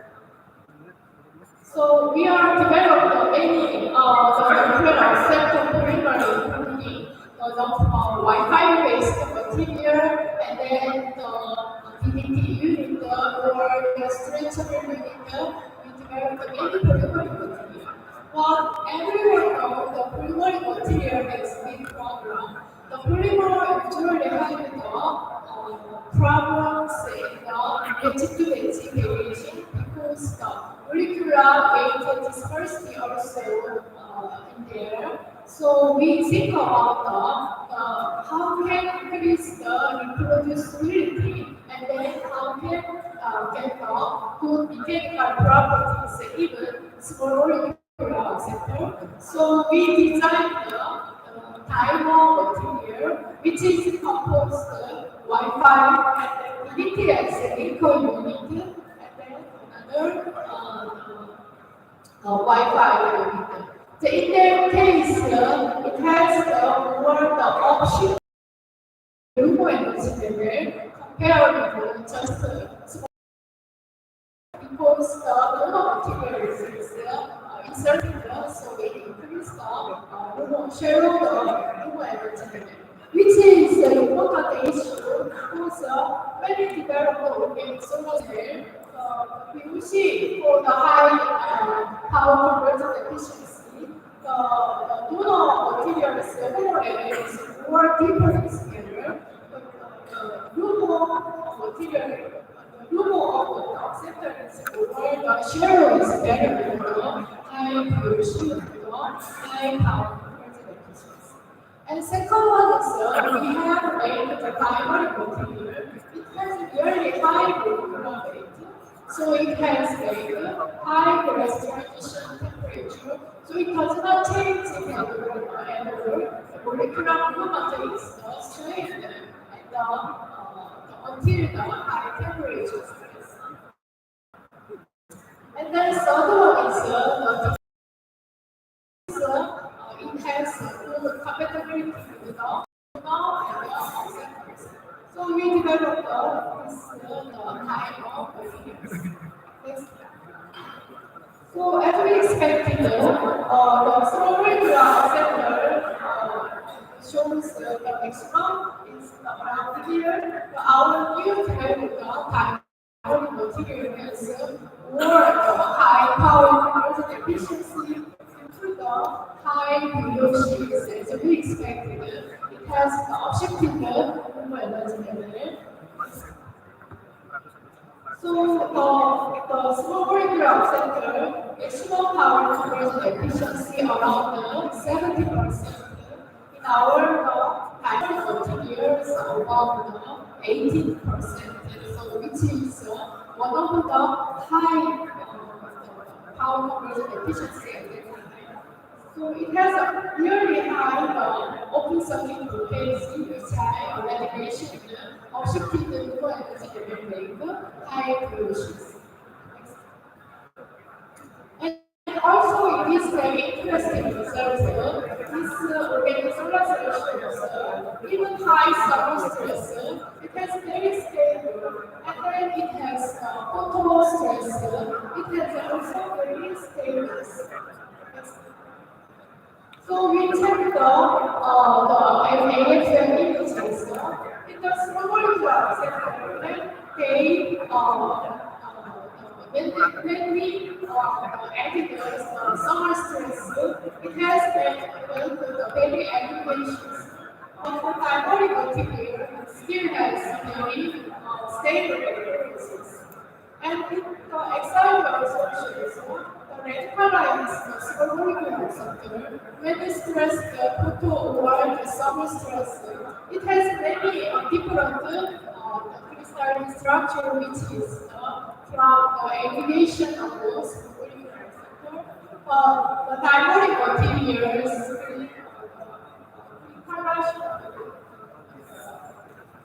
Leopard shows before and after the summer stress or photo stress, it has still same. So which means morphologically there is difference. So that we want to know why they high summer stable and then photo stable. So we measure the glass transition temperature. So compare the molecular receptor, the high molecular weight diamonic material is high glass transition temperature around 180 degrees Celsius. So which means that the polymer is a high glass transition. So even heat summer stress, it does not have the movement or molecular movement. So it has this stable, continued stable properties. And then we check high molecular, so the diamond material which contain of the same unit of the material, so it has a low high molecular for the high materiality. And then we also accept the vertical conjunction for properties, stable. So we are think about how about the climate. So we developed the total unit is just the cytopenic because it is more exercise. We small molecular, the dimer, and the trimer. When you compare the small molecular and then the dimer and the trimer, so for the dimer, it's a maximum power conversion efficiency around 17. Trimer is 18. So or increase the power conversion efficiencies. So it has also very stable summer stress and then very stable photo stability. So when we compare the small molecule, the diamonic and the trimonic, so we increase the diamonic to the trimonic and has the more stable property. So it has the good summer stability and then good photo stability. So we summer stress and photo stress, as I mentioned, it has AFM positions trapped on the very dynamic to the trimonic. The trimonic is more stable, see, and stable. So we check the crystal structure. Also, trimonic does not change the reproducible stability without the summer stress and the stabilities. So why they show the high stability? So we check the gas transition temperature. From the ordinary to the dynamic, the gas transition temperature is gradually increased. To the trimonic, trimonic gas transition temperature above 270 degrees Celsius. So I before mentioned when we increase the molecular weight, the increase the gas transition temperature, so it has a very stable property. And dry has a good summer and the photo stable. So now we are thinking about there are different shape of triangle. So we start the regular shape and star shaped triangle materials. So we check the physical properties. So after I compare with the very triangle is increased is where the star-shaped triangle also shows good structure. Moreover, the star-shaped triangle shows more balanced whole mobility and then charge mobility, which means it has more high increased charging transport without the charging configurations. So finally, we can get the maximum power converting efficiency using the star-shaped triangle. In this case, the power converting efficiency almost to the 19%. And then also stabilities. So why our technical property and requirements show the charge transporter and then there is the charging mobility, the charge transport and then downstream combination. So it has a very high power conversion efficiency and then with some solar and then control stability. So, as I mentioned, it's still very good political stability. Moreover, very interesting point was boundary. So, just without stretchability, we just designed the star-shaped triangle material shows stretchable properties. So we added some chemical stress using the flexibility.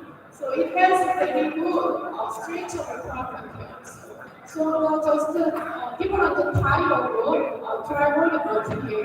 We have high power conversion efficiency and also good mechanical property and then good support and control stabilities. So it should be one of the highest efficiency and then mechanical property and then some stability materials. So that is my conclusion of the solar cell. We developed the polygonal material by control the frequency and control the designer, and then increase the power conversion efficiency and then stability. And then we also developed the type of triangle and the different type of triangle structure. We can get the high power conversion efficiency and the stability and also good mechanical properties. So I have just 5 minutes, so I briefly introduced our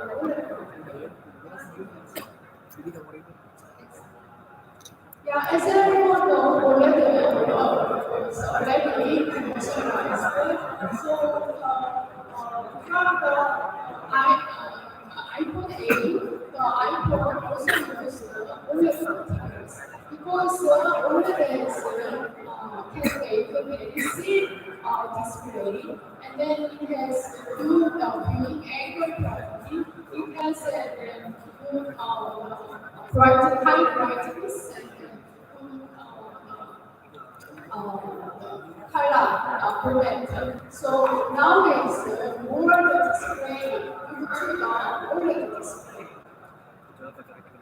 In OLED display, material is usually used green and red material is usually used phosphorescence material, which include the iridium-core retina-based material. But blue emitting material is still used fluorescence materials. So the fluorescence material usually have external photon efficiency only 5%, but the phosphorescence material have external photon efficiency around 20%, which is 4 times higher. So we have to develop the new blue emitting material for high efficiency material. So this slide is also shows the importance of blue and pink materials. The color purity of blue and pink material is really important. The pure color material shows low power efficiency.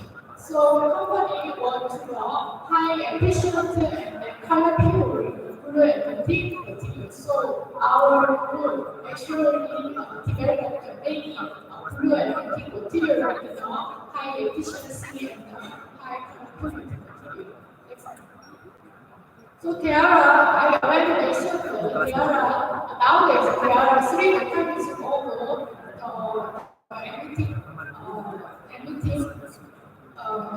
emitting. So from the singular to the external, the action usually process. Before I mentioned the process usually only external quantum efficiency and from the triplet to the emission center, they use the triplet and then triplet, so they have 4 times higher efficiencies, external efficiency. And recently, the Japanese guy made some of the TAV material, which is usually the conversion from triplet to the singular. And then it's the TAV material also has 100% internal efficiency and then 20% external efficiency. So we usually develop or the commercialized blue and pink materials, anthracite-based materials, because anthracite is very rigid structure and the proper concentration for the blue and pink material, and also anthracite has high PA contaminant. High PA contaminant, almost 100% on the high PA contaminant. And then secondly, we have to find out the anthracite molecular state. So the sum of molecular accumulation make to the student state. So it has high external quantum efficiency, the limitation of high receptor process. So we have many anthracite materials. So we usually concept of the anthracite materials. How can you use the high pH, and then how can you use the isotope radiation external efficiency, and then how can you increase the color purities. So we added the giant which is highly twisted structure, and then the concentration is so it has increased the color purity, and also the anthracite how can increase so we developed the anthracite we show the maximum efficiency above 8%. Before I mentioned the only process material usually have 5% limitations. But in our case, we have above 8%. So which means not use the only process, they use the sum of triplet state. So which is usually described triplet. So we also developed some efficiency enhancement layer using so we developed a kind of anthracite-based material efficiency enhancement layer, which is increased triplet. So finally, we developed maximum external quantum efficiency around the 10%. So when we compare the blue efficiency and the red efficiency, inserting our efficiency enhancement increased the external quantum efficiency to the triplet efficiency. So So it is the frequent nuclear operation is almost the emission from the frequent nuclear operation almost 48%, which is the breaking of the process theoretical efficiency. So we also developed many the phospholysis. So we developed the individual complexes. So in that case, the maximum exponential efficiency around the 30%, which is one of the highest group of the phospholysis material. So we also developed the platinum the phospholysis materials stability. Yeah, we developed many kind of different the position of the outside. So it showed very stable efficiency. So finally, we can get the maximum efficiency around 23% connectivity around the 0.3. So we also tried some and different position. So in that case, and individual position is very important position. We find out very important position. So yeah, and individual position is orientation to the output. So essentially, we developed some of the and gradually with the 30 the 10-year substrate. So it has a very stable the emission spectrum. So it showed really high stability also. That is one of the highest stable and then high efficiency and good productivity of new resources. Yeah, so our collaborative writing showed high efficiency and then high stability. We also developed the software training. Yeah, essentially they current of the process material usually called multi-resonance process material. In case it is really narrow shaped, narrow three-star very high efficiency. So we also developed the kind of the multi-resonance compound containing boron compound. So it showed a very high efficiency with high productivity. And also we changed the subposition of substrate. So we used this material and our developed material because there is very high power efficiency around 30% yearly high external control efficiency 30% and really high conductivities. So we also developed a two-round compound. Yeah, it really high almost 40% of the efficiencies. Yeah, so we developed many other materials. So finally, I acknowledge my economy. So we are getting funding from the government and funding from the companies such as Samsung Display and Samsung Electronics and LG Display and the school display company. And then we have a huge, essentially we have a huge money, 5 billion per year. So we are looking for to stimulate. So our maybe we are waiting for our data, and then it shows our members. That is the three our university main entrance. And thank you for your attention.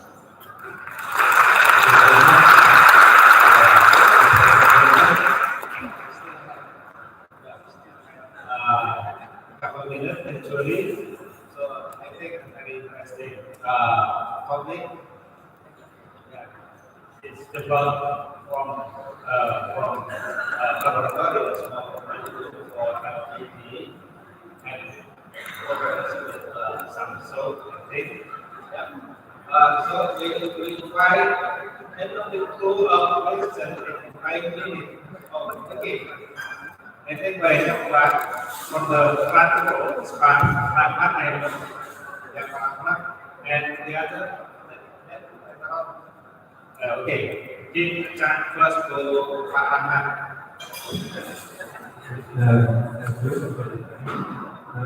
I want to ask how resistant are the organic solar cells in oxidation? Sorry. How resistant the molecule against oxidation? Yes.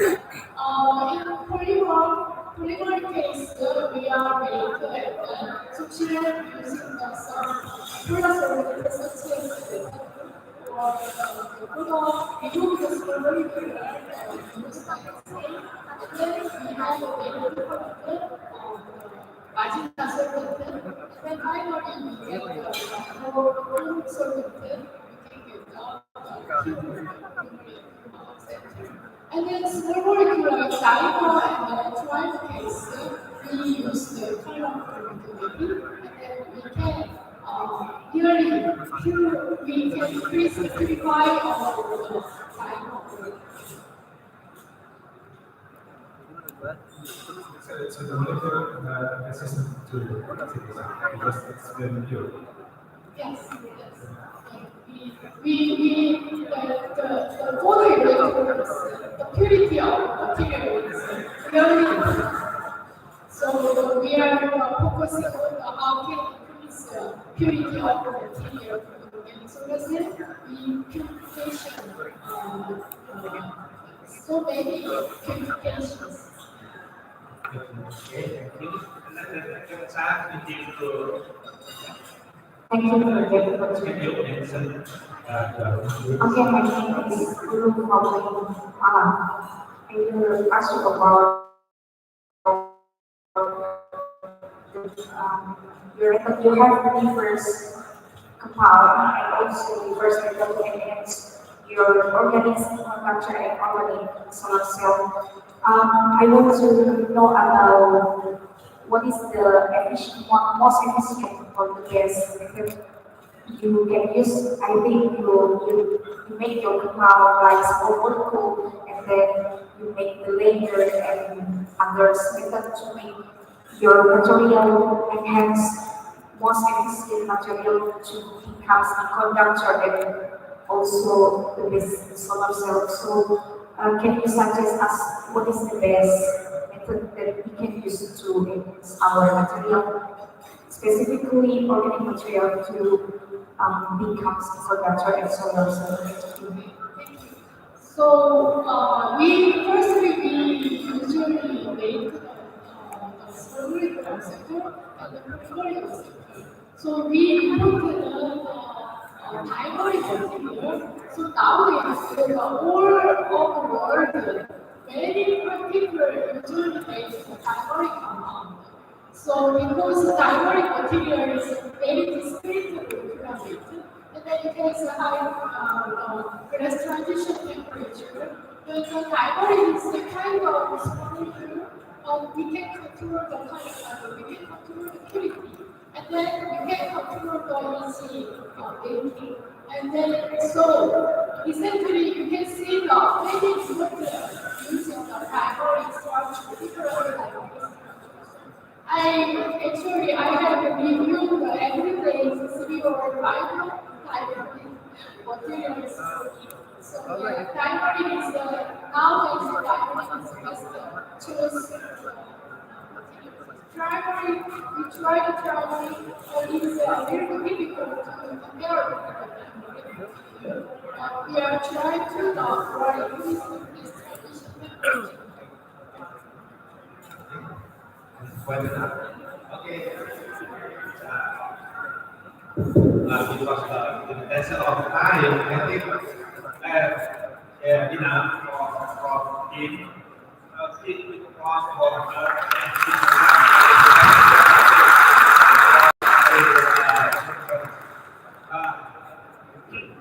just information. From Kim will in Jember till tomorrow. I think. I hope seeing you will if you see around Soetardjo maybe and a question or discussion. I think we will willing to give a feedback for discussion. I think that's for first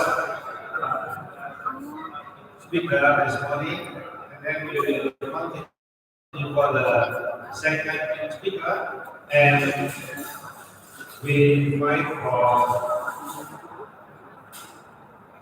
Oscar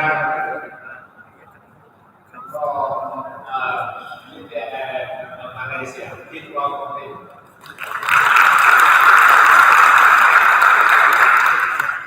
Welcome to Jember.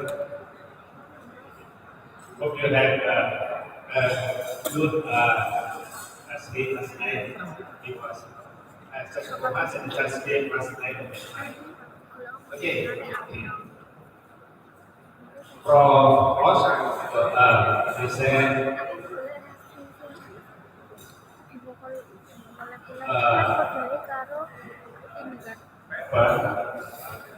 send his paper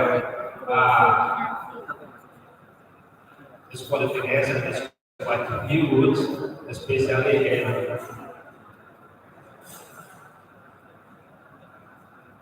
engineering technologies. Yeah. Okay. But this huge number of scopus paper and with very high index. Okay, I think because I have to minimum time, I give Professor Oscar to give a lecture, to give a presentation.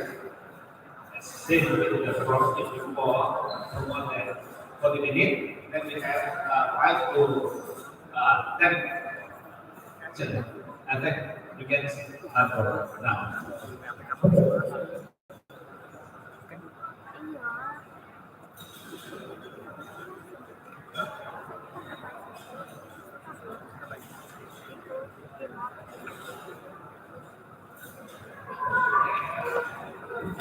Ya, assalamualaikum warahmatullahi wabarakatuh.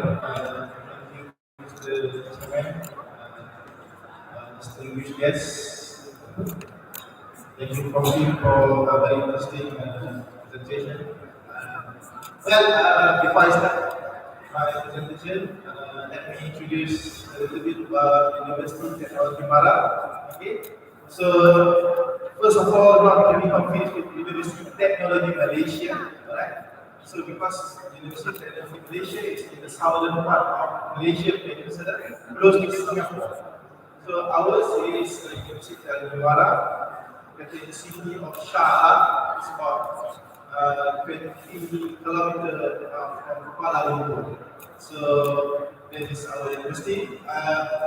We have almost our branches all over Malaysia, from the peninsula of Malaysia to the Borneo Island, which is in the Sarawak and Sabah.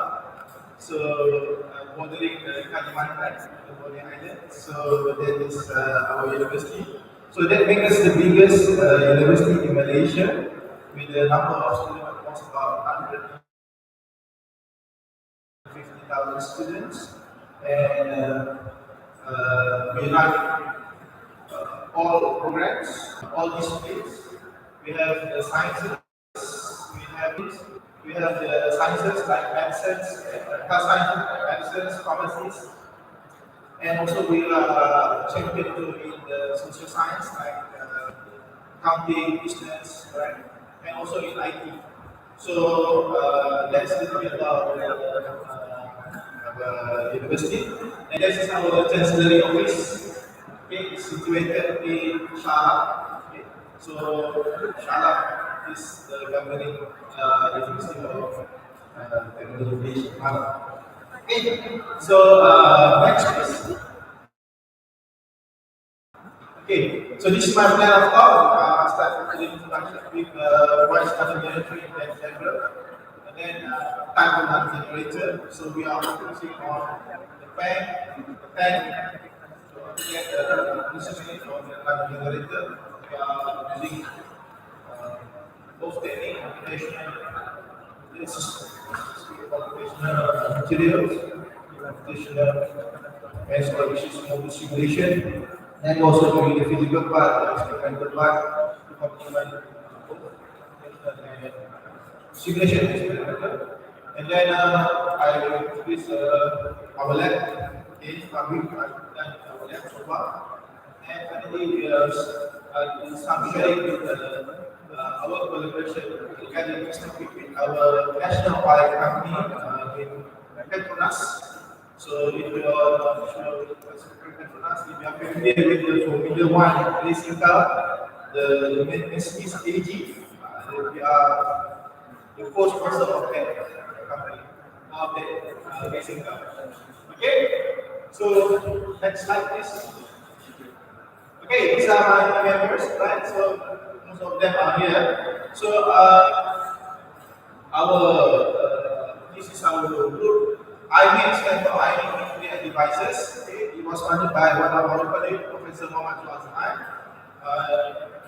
He's supposed to be here, but unfortunately he was busy with the task in defense university in Kuala Lumpur. So unfortunately he's not here. Alright. But we have here Professor Malik, he's over there. Alright. So I would like to start with working on electrolyte materials. So we go for electrochemical applications such as battery, solar cells, right? So we work very hard on that. So we produce papers and also master student, PhD student. So then the next part of the research evolved. So we are going for the renewable energy. Okay. So most of them are here today. So maybe you can meet them after this. Okay, next. Okay, so what is thermal energy in general? So it's a type of energy that converts mechanical or thermal energy as produced by small scale physical change to electricity. So this the research is long already. So it started from 1700, right? So fundamental theory they expand from all these scientific such as like discovery of visual electricity. Right? Then since 1920 we are moving slowly, right? You can see that in 2012 you can see the jumping of this device. So the champion in this is called Professor Zhang Yiwang from the States. So they are looking a lot of visual electric generator. So then slowly 2030 up to 2040 we are moving to the solid state tank, right? Generator and so on. So after COVID, so people start still carrying out this high performance tanks, and then we go value and harvesting tank, value development tank, and everything in waste. So this is the development of the nano generator.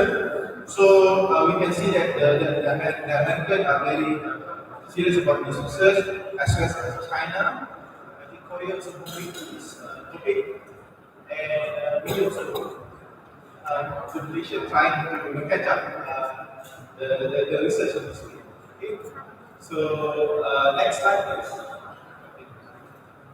So type of nano generator. So start with PAN. PAN stands for piezoelectric nano generator. Okay, so obviously it's converted mechanical energy to electrical energy. So its concept is more like nanostructure piezoelectric. You can see the animation of there. If you press, then you can produce electricity. So the next type of generator is triboelectric, where we have a surface reaction of two different materials. Then we are able to produce electricity. So you have contact and classification separation. So what the main concept is of triboelectrification. So and the other part of the nano generator is the thermal-based nano generator. Pyroelectric. Right, so you use temperature differences in order to provide the. So on this part we are not working on this part yet because we are focusing on mechanical parts, right? So maybe we can have a future collaboration on this part of the topic. Okay, and I think we can go to the next slide. Next slide. Okay. Right, so piezoelectric in general, the working principle of piezoelectric, right? We have the networks, right? So then we put it in contact, and we apply the external strain to the material, and then when this happens, create the piezo potential differences, and then between the internal and external terminal. So basically, the materials are able to function as piezoelectric materials. So we have here like single crystal material. We have zinc oxide, okay, gallium nitride, and zinc sulfide.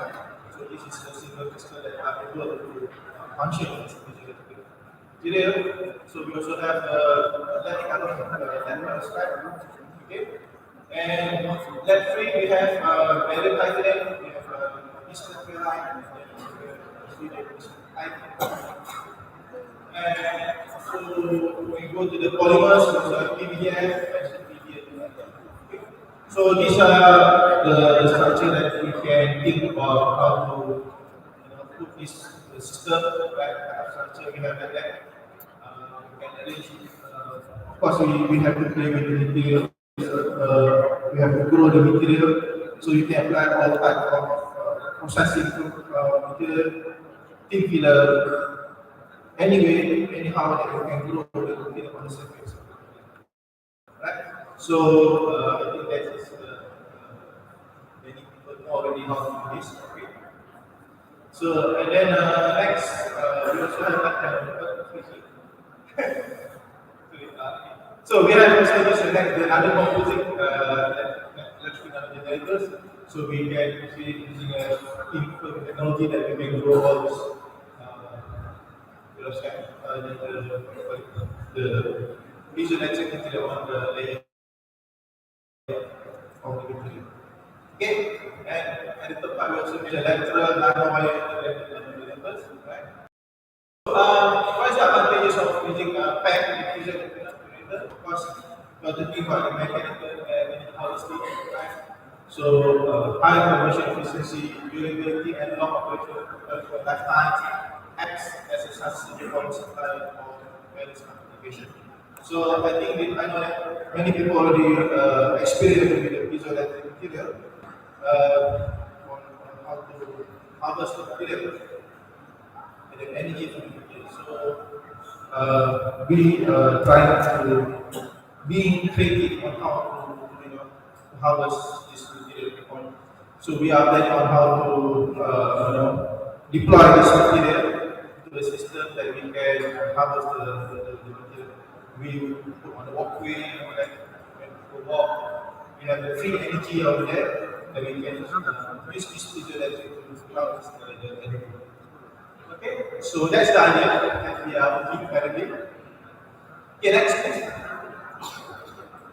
Okay, so some application of PEG, right? You can see that we have we arrange on the material, we have polymer composite, we have single crystal, we have ceramic, we have polymers.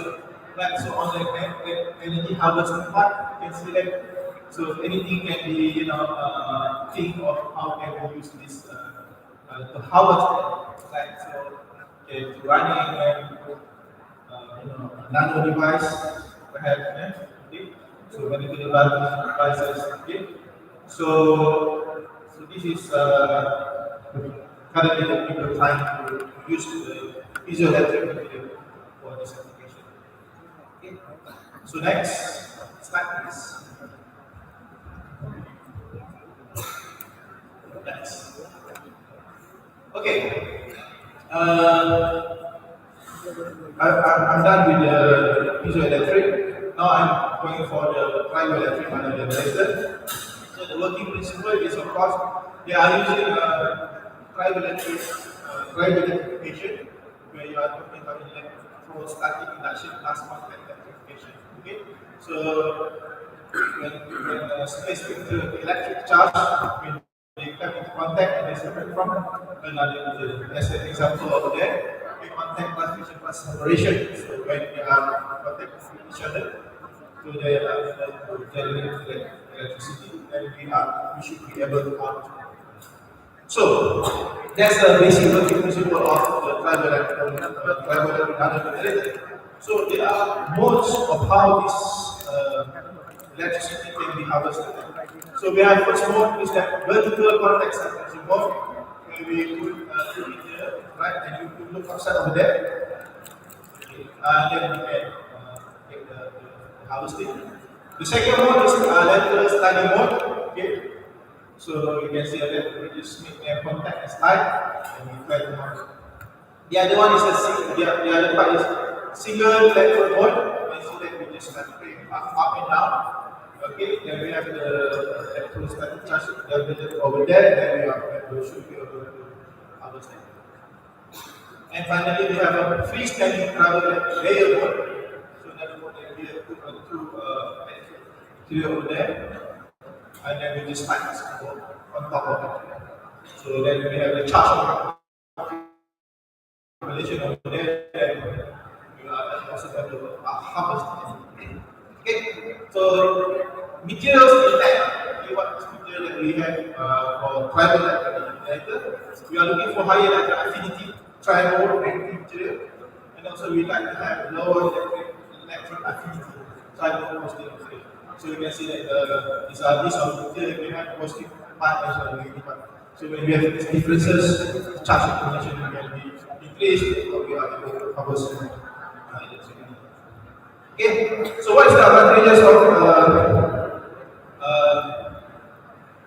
triboelectric tank? So it's high power density, conversion efficiency. So in the power compact with the piezoelectric tanks, the power produced by tanks are tank. So the structure is simple, as you can see. So they are able to harvest low frequency and irregular mechanical energy. It's very flexible, very so wide range. Okay, next slide please.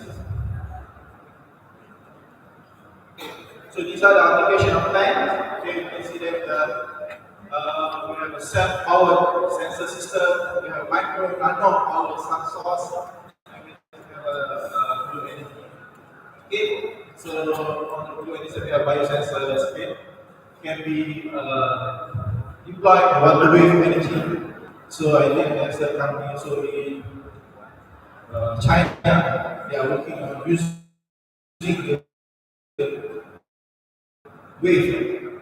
So they install the triboelectric system in the buoyants or the floater on the sea. So when the sea is wave, so that one the system is working and the energy. So they are trying to build it up in one scale. So next. Okay, in our country, doing research now is fire material or raw materials.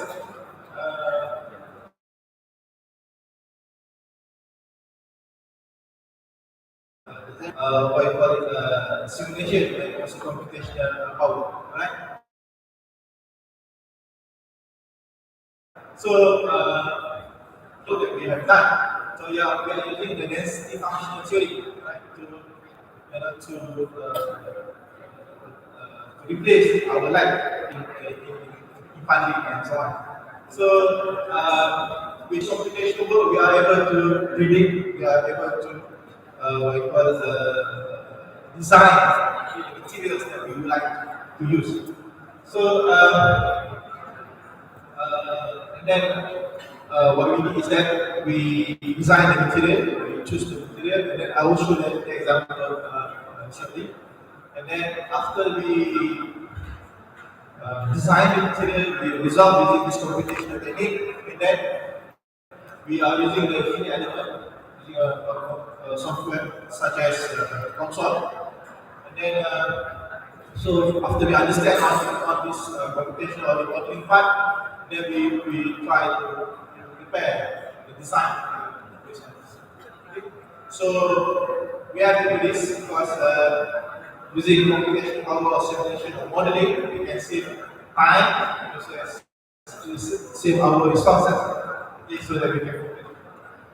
Okay, next slide.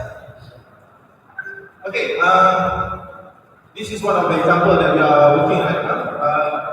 We have the density function theory. So we use this piezoelectric material. So we are looking for using this oxide material. So we design the material as you can see the structure over there.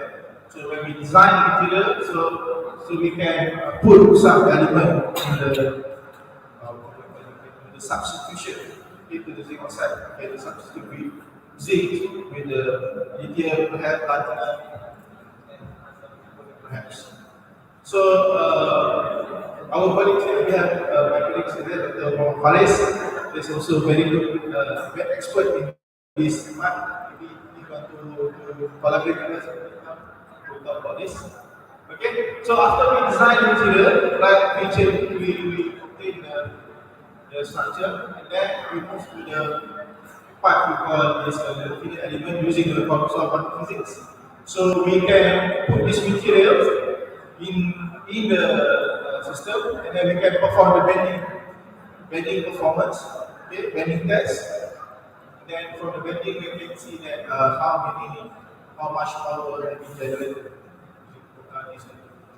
So, but before we did that, on the DFT side, we are able to determine some property that we require to perform this finite element.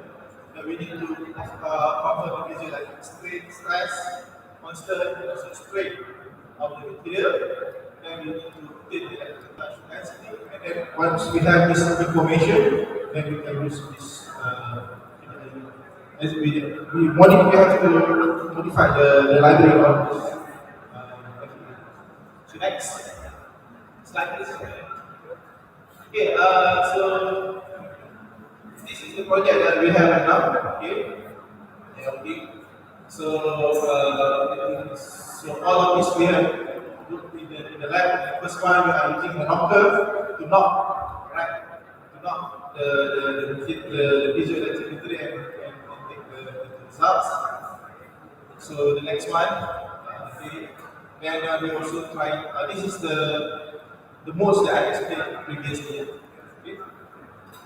And then the next one we have this the oscilloscope to measure the current and voltage of the harvester. Okay. And then on the far side we also try to put on the sheets. Okay. To try to harvest it.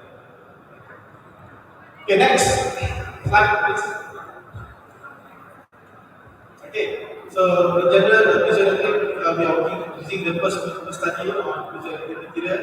So, zinc oxide and titanium, we perform the FMIPA study on piezoelectric, nano generator, and of course, we are investigating the zinc oxide and titanium.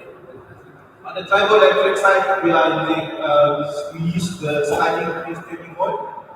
Soft touch tank, charge is layer on the tank, and we study on the triboelectric console again, and finally we go for wind harvested tank. So next slide please. Okay, so this is what we did using the FT density function unit. So you can see the zinc oxide over there, before we modify the material. So we substitute with the argentum, silver, zinc oxide, and also the last one, so with the lanthanum. Sorry, lithium and lanthanum. So we can see that the changes on the structure over there, right? Once we substitute the zinc oxide. Then once we substitute the oxide, we perform what we call the bending test, okay? And then with the different we call it frequencies. Right? We try 2 and 4 months, then you can see the power. So not much difference when we change the frequency.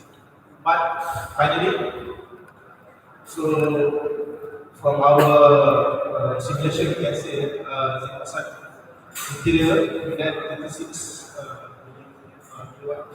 and then when we put lanthanum or lithium, you can see the power increase compared to that substitution. So this work when we move to the experiment. So next slide please. Okay, so this is our setup that we have performed there. Okay, so the main thing in doing this what we call this testing, we are concerned about the voltage and current.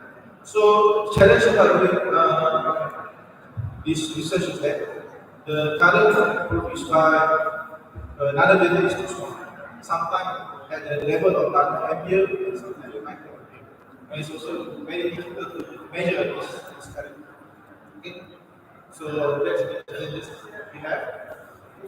So this is what I'm saying just now, that we are looking on the computation part, then we translate to the experiment. Okay, next slide please. Okay, so this is our work. Okay, you can see that the material of the pan over there. Okay, so the zinc oxide is now that when we tap, and you can see the power there. Okay, we also apply the same material to the shoe, to the shoe, then you can see that how power can get. Okay. Right, the power is only one element, you can put more elements. Okay. Right, next slide, please. Okay, so now triboelectric generator in the computational work. So we also perform similar simulation. Unlike the pan, we are performing the bending test, but this one we are performing the what we call it the friction test. Okay, so from here we investigated the thickness of the electrode material, also the dielectric material. So we can see that if the thickness of the material is influencing the power. So that's why we are using this computation. So we try different thickness like 5 nanometer, 5 nanometer, so very interesting result that we can have some idea on how to perform the experiment. Okay, next. Okay, so this is our setup for the triboelectric generator. So you can see the first part is pre-standard triboelectric diode. So we slide power, and then the second middle diagram, you can see that we are using the sliding setup, and then we are also using the locking setup to show the vertical contact separation. Right? Okay. So next slide. Okay. Also investigate not just on the contact separation, but on the contact nodes. We also try to understand maybe charge strength layer. Okay, we investigate. We try to modify the material on the track layer side, so we can see that when we make the material more dielectrics, increase the dielectric scale, and we can harvest more. So you can see the charge calculator over there. So you can see that once we increase, when we modify the material for the charge calculator, then it will power. And we also explore on the use of the biotank, like try to use the feather from chicken. And we can see that we could also increase the charge calculation of the tank. Okay, so this is still new that we are trying, still doing this. Okay, so next slide. Okay, some results for the horizontal sliding movement of the tank. You can see that when we start, you can see the voltage generated over there, which is the thickness of 1 millimeter. And then we can see that we're using the copper as an electrode, and then using PTFE as the conductor. Okay, so next slide you can see before that, so there are many ways on how we can harvest the energy. So we are thinking about using the wind, so that's why we are exploring that kind of style of rotation. Right? So we have some device and we put some fan that will rotate. So that's why the rotation, not rotation time. So then from this we can harvest the energy. So, but before we can go for actual green harvesting, we have to understand the rotation mechanism and how much power can be accumulated. So that's why we have a rotational finish standing point of tungsten. So when we make it this kind of mode, the sliding mode, now we make it as a rotation. Okay, next slide. Okay, so this is we put some we create some wind simulation, right? Wind simulator. So we just blow the wind to the meter and then we try to capture the thing. Okay. So the proof of concept is there. So that we just need to solve on the we call it the harvesting system. Okay, the storage system. Okay, so this is also collaboration with the Petronas, right? So our national company they asked us to investigate some how to use the wind power, right, to harvest the energy. Okay, next slide. Yeah, I think that's all from our group. So I think I hope you all benefit from this talk. So our group is still new in this part, but we are still keep exploring. So we welcome this collaboration so that we can move together in this group. So in my country, at the moment, our group is only our group is working on this topic. So I think we can grow this topic later. Right? So I think that's all from the perspective. Thank you, Prof. Oscar, for very nice presentation. I think it was very interesting. For this presentation.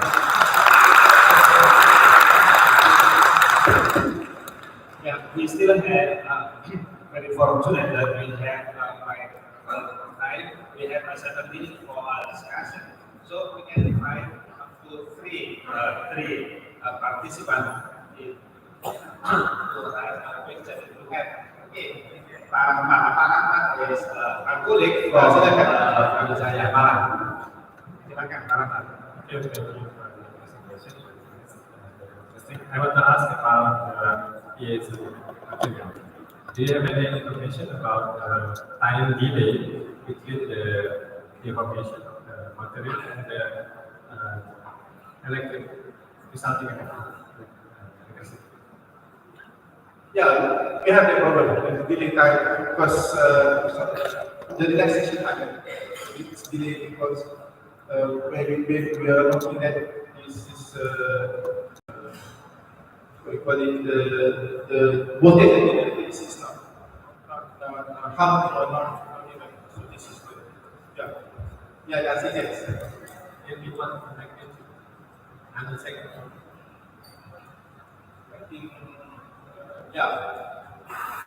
I'm not sure about the what is the scale dalam sekian.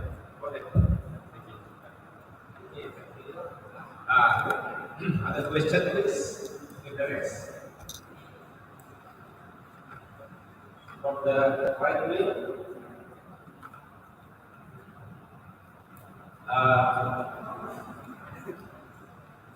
Like the right side is very clear. Sorry, it's not. It's less chemistry work in my work. I think it's not very good in science. But you also started with materials. Before they start this then I have a question. What the size around the nano generator is about? Size? Yeah, the size. This is called nano. Firstly, we call it nano generator because the power produced also nano scale. So the size of this is depend on how much power we have to harvest and also power this one. Okay, thank you. I thought the size of the generator is the nano size of this one. And as we can see, it's complicated using 3D printer for nowadays it's very easy to fabricate what we imagine you can do from the physics, I think. Okay, we still have 4 minutes. Yeah, Prof. sekarang will be here tomorrow. Yeah. I suppose and I think we will really discuss, different discussion with you and something to discuss either in this subject, the research on, and maybe discuss for collaboration because this the time and also the event for us to make collaboration and we know all that. It is almost nearly almost about with collaboration. So while waiting for your question, maybe this is my remark. We will have discussion while sit around with the plans for today the plate, so you can ask questions. If there is no question or other question from my former student. Okay. Can you mention your name, please?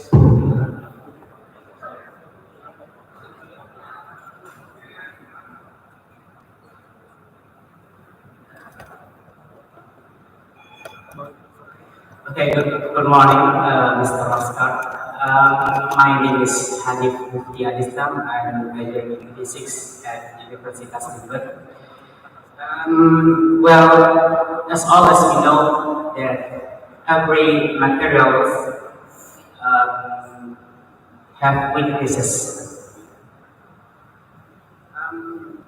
My question is, what is the main problem that can be the crucial reason for the development of each nanogenerator material? Thank you. Thank you for the question. So this for the material science. Emang ini ya, soalnya dia gimana ya? Udah mah ininya tuh miring. So like there are several problems. Okay, one problem that if we are talking about generator, we have some problem with this wear effect. Okay, when the material protects, so some of the material loss. Okay, so maybe we can increase the hardness of the as an example, the polymer material, the PTFE that you are using, we can increase, we can modify the material to make to be a little harder, so you can contact it. That's one way. And then maybe you can also modify the, like if you are using copper, you can modify the material to make it more, the surface to make more rougher, right? So then of course you can use some, I don't know, powder metal technique. So the key is that we have to understand the material science, right? So understand type of material, this metal, structure, value. Then we determine the properties of the materials, and we can. So with the BFT, we can further explore, and we can design the material, and we can, investigate the properties before we prepare the material. So I hope that answers your question. Thank you. That's enough. Okay, I think that is fine. Thank you very much for sekarang we can take a process for and this is I think my time to rant to be a moderator of this session. Thank you very much for your participation and also for attention during this session. I'm sorry for any inconvenience that I have made. Thank you. See you again in the next days. Thank you, Dr. Fab. Thank you, Dr.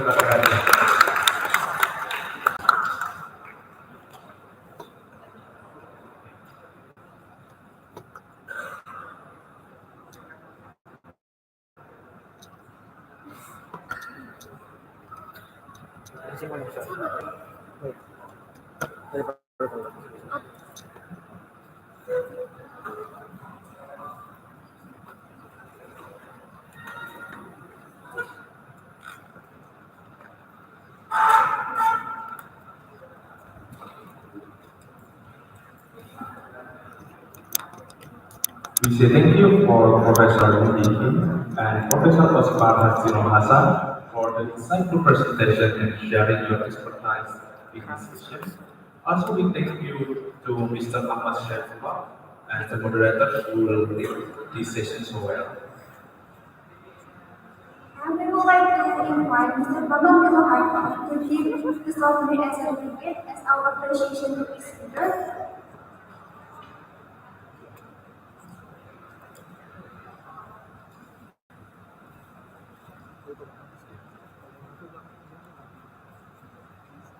We would like to invite Professor Yuri to come forward to the stage.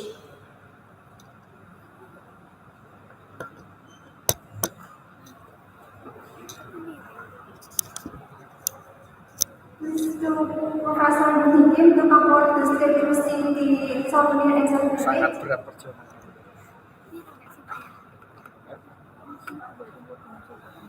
Iya, biasanya gitu.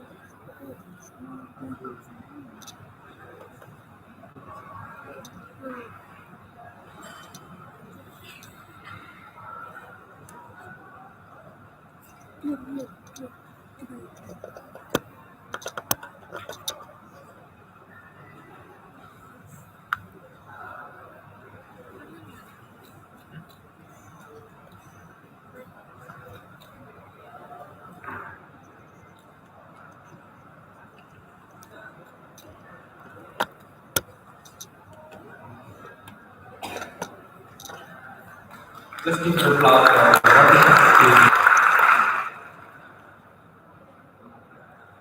And we would like to invite Professor Osman Hassan.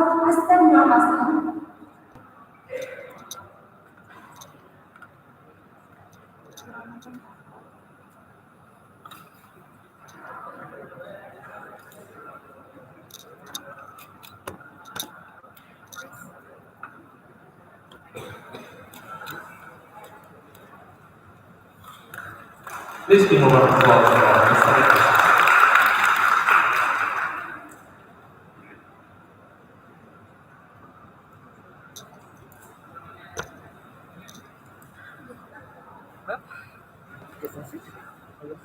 Ladies and gentlemen, as we continue with the program, We would like to take a moment of knowledge and express our sincere gratitude to the sponsor who have made this event possible.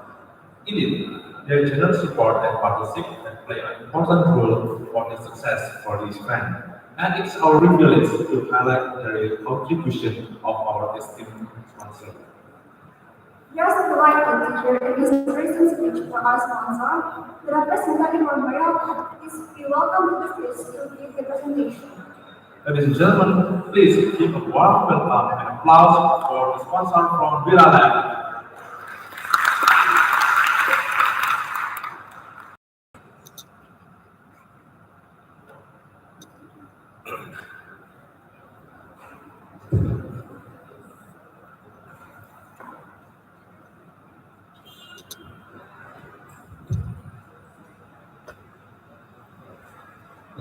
Assalamualaikum warahmatullahi wabarakatuh.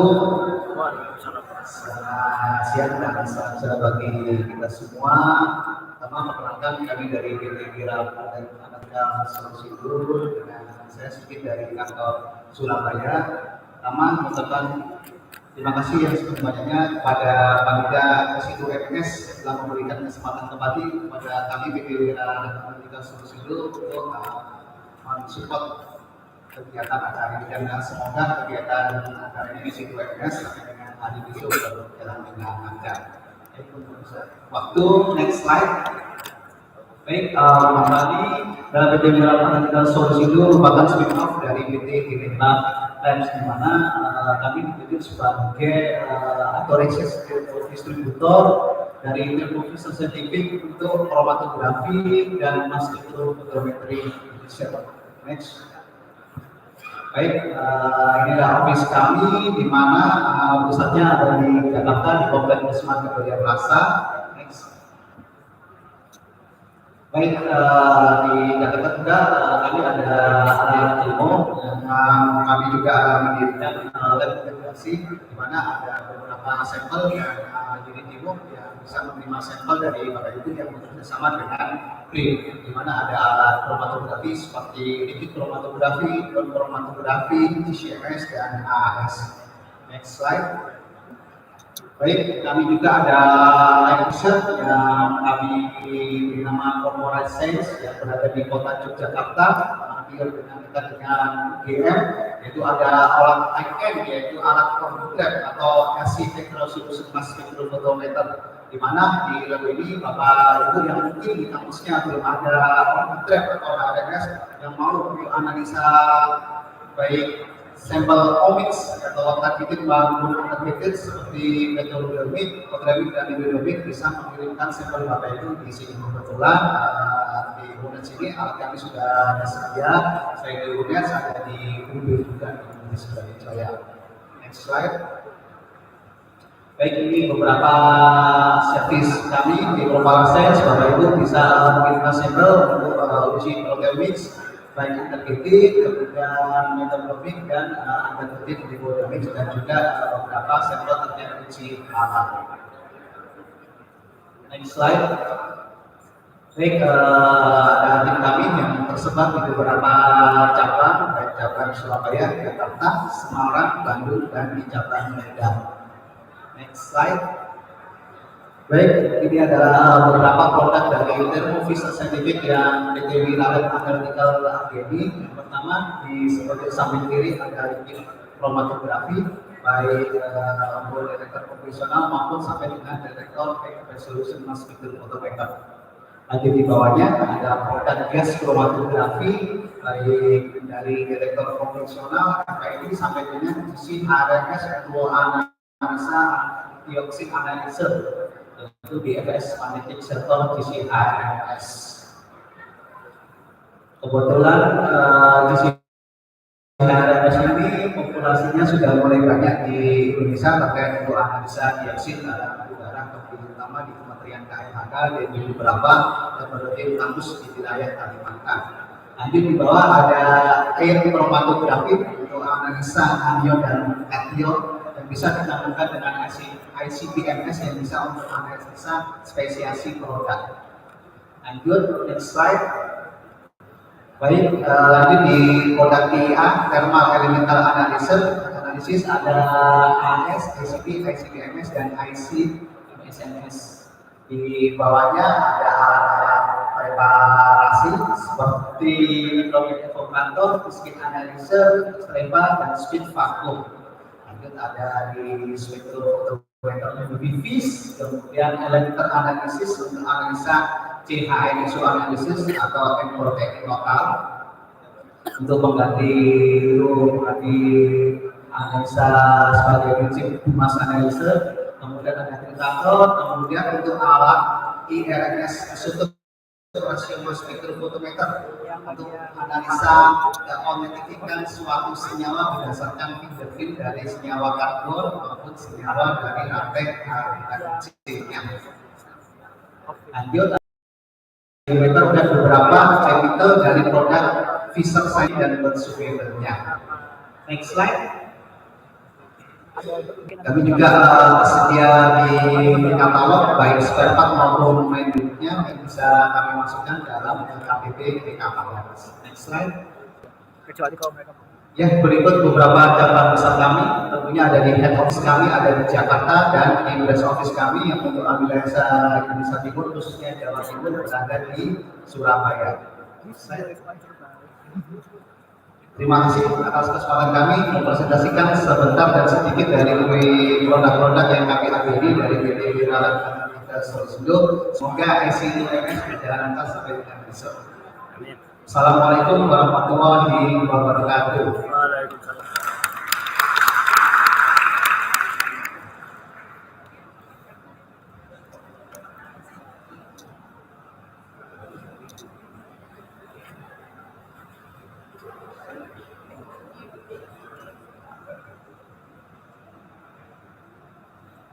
Thank you, and we're grateful president of Wiralat and all of our sponsors who have made this event possible. The contributions to Wiralat to the quality of our program. Indeed, we extend our sincere thanks once again to our sponsor for the invaluable partnership. Now let's move forward to the final portion of our presentation. Now we move to the final keynote sessions of the day. Will be moderated by Professor Soetardjo. Please welcome to the stage Professor Soetardjo from Universitas Jember. Please give him applause.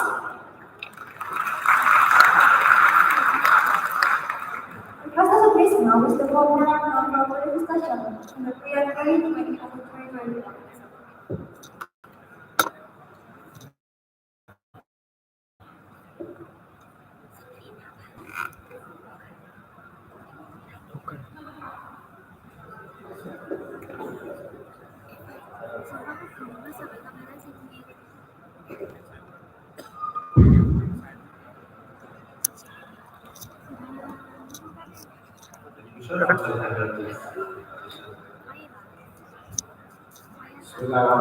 Assalamualaikum warahmatullahi wabarakatuh. Good morning everybody.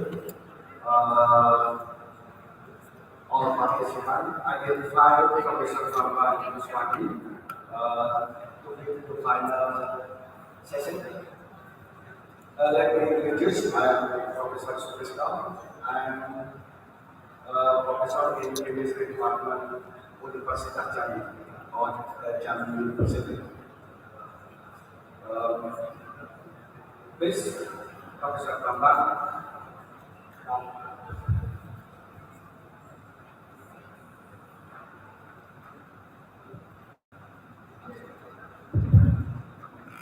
Bismillahirrahmanirrahim. Professor Kristo will lead us in the talk for my talk. Good day, all of you. I would like to talk on car improving paper on coordinating sensor for ruled by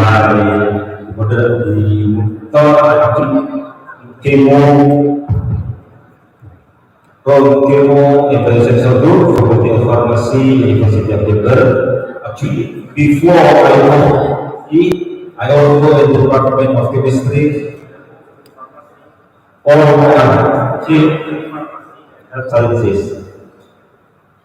Next. My outline of introduction, microfluidic, paper sensor,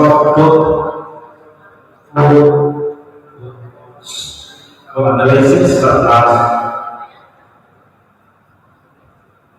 point of care testing, paper chip or paper analytical device, and also wearable device where combine both paper, cloth, and print as wearable device for work and conclusion. Next. So as introduction, as you know, it is the structure of cellulose, where later on our sensor is developed based on this kind of cellulose, because the demand for the course point of care diagnostic has been written particularly in resource limited setting, and now traditional diagnosis method often involve contact procedure, expensive experiment, and also centralized laboratory, making them inaccessible to many, particularly in developing country like in our country. So the microfluidic paper colorimetric sensor (PGS) offer a promising solution to this challenging, this portable, simple, cost-effective devices that we use for various clinical applications. Actually, before we go to the paper-based sensor, actually before people many developed on the microfluidic sensor. Next. What was microfluidic? As you know, that microfluidic is the science of technology of system process to manipulate small size. As previous speaker about the nanogenerator, in here now fluid using channel with dimension of 10 to 100 micrometer, which is very small, maybe the size similar with your credit card. And also in here, the figures will be on the small volume, maybe nanometer or picoliters, and also low energy consumption as well as effect on the micro domain, because the microfluidic we will have the very small quantity of sample, so that it will be used as sample compared to macrofluidic, for example, and also limited use as well as high resolution and sensitivity, low cost, and rapid onset time and detection. Next. So this is how actually the microfluidic work is guided by laminar flow, and also with high density fluidic, and also cannot easily mix, and also diffusion dependent. So the phenomena will be different between macrofluidic world compared to microfluidic. Next. It is some of the earlier microfluidic development, usually based on glass or silicone or PDMS, the pattern using photolithography, or you can also build microfluidic in polycarbonate, as well as you can make the setup of an instrument like this. So this is actually combined between the microfluidic itself and the device. As usually we say, this is offline method and online method that I will show you in my papers next. This is my review on the microfluidic device previously when I'm working on Jember University. Everything is that in terms of microfluidic devices and the purpose of optical system. Next, we have what we call actually off-chip approach that I show you the figure before, that the traditional devices can combine with the microfluidic, the other on-chip approach, which is all the instrument including detection system in a chip. Next, so we try this traditional microfluidic actually using optical fiber, typical optical fiber. We combine what we call actually off-chip method, off-chip approach in sensing mercury in a sample using microfluidic device containing active this reagent that sensitive with the mercury. It is our design. We design using PDMS and also set up for the experiment, and then we have the special reactor that is synthesized in the laboratory, and we have a signal in terms of time versus the absorbance, because at the time we're using the optical fiber spectrophotometry. Next. And actually, people later on, the concept of the microfluidic moved on to level chip, where here the miniaturization of fluidic network for chemical and electrical process and analysis offer me to mass production, low cost, single use, excusable, which is ideal for many application or clinical application for sensing, diagnosis, and providing easily interpret test, result, and frame of 10 to 60 minutes, which is from the bulky instrument and the cube laboratory. We just move to just very small size of the lab, which is similar with your credit card. Next. And then it is some of the fabrication. Usually, the most difficulty in traditional microfluidic, we need a clean room because all this one should be fabricated in clean room. For example, usually lock has been fabricated with silicone, glass, and polymer, PDMS or PMMA. In specific lab, particularly clean room, when I was in Jember, I fabricated in this lab using lithography technology and chemical etching. Therefore, the fabrication lock is difficult to perform in general lab site clean room. In this direction, there is need for new code and lock fabrication concept. Next. So many people actually now producing to make microfluidic outside clean room. That was. So this is some of the chip that fabricated without clean room. First, automatic using heating as template. Maybe you know this is the actually toy for the children that make the pattern, and then you can have your chemical reagent put in here. That's traditional tools. Next, the other one is using filter toner for mechanical formation to make microfluidic. Next, the other one also using the bypass canal. It is our previous approach to make microfluidic. Next, and also you can use filter circuit both as canal. All these things usually very rapid and also not flexible approach. Next. And also some of the need a pressure, small amount more pressure, so that at this time, at this perspective, you need power outside the chip. Next, so later on, some of the using electric-based microfluidic, again, they need electrical power to flow the fluid inside the microfluidic, which is again need power from outside the chip. Next. So it is time before we go to paper actually for simple or disposable self-operation and no need for the instrument, and also can be implemented penetrated filling, for example, an emergency and home health sector. We need another material that can be used as microfluidic as good as a traditional microfluidic. Next. So we use what we call actually paper-based microfluidic because paper-based microfluidic is one of the low-cost power available for developing biochemical sensor and also the sensing device based on paper to be constructed by packaging paper to form the wide area of hydrophilic papers started by hydrophobic light, the wall using very simple magnetic technology, and also this pattern provides spatial control of molecular fluid and enable fluid transport without pumping away from the reaction in the millimeter size channel produced. Actually, before when people use the experts use this paper because they have the ubiquitous and also the effective as well as easy to store, transport, and manipulate, and has minimal weight per accessible surface area, as well as paper have weak fluid, and also restricting eliminating the need for external source of power pump through device.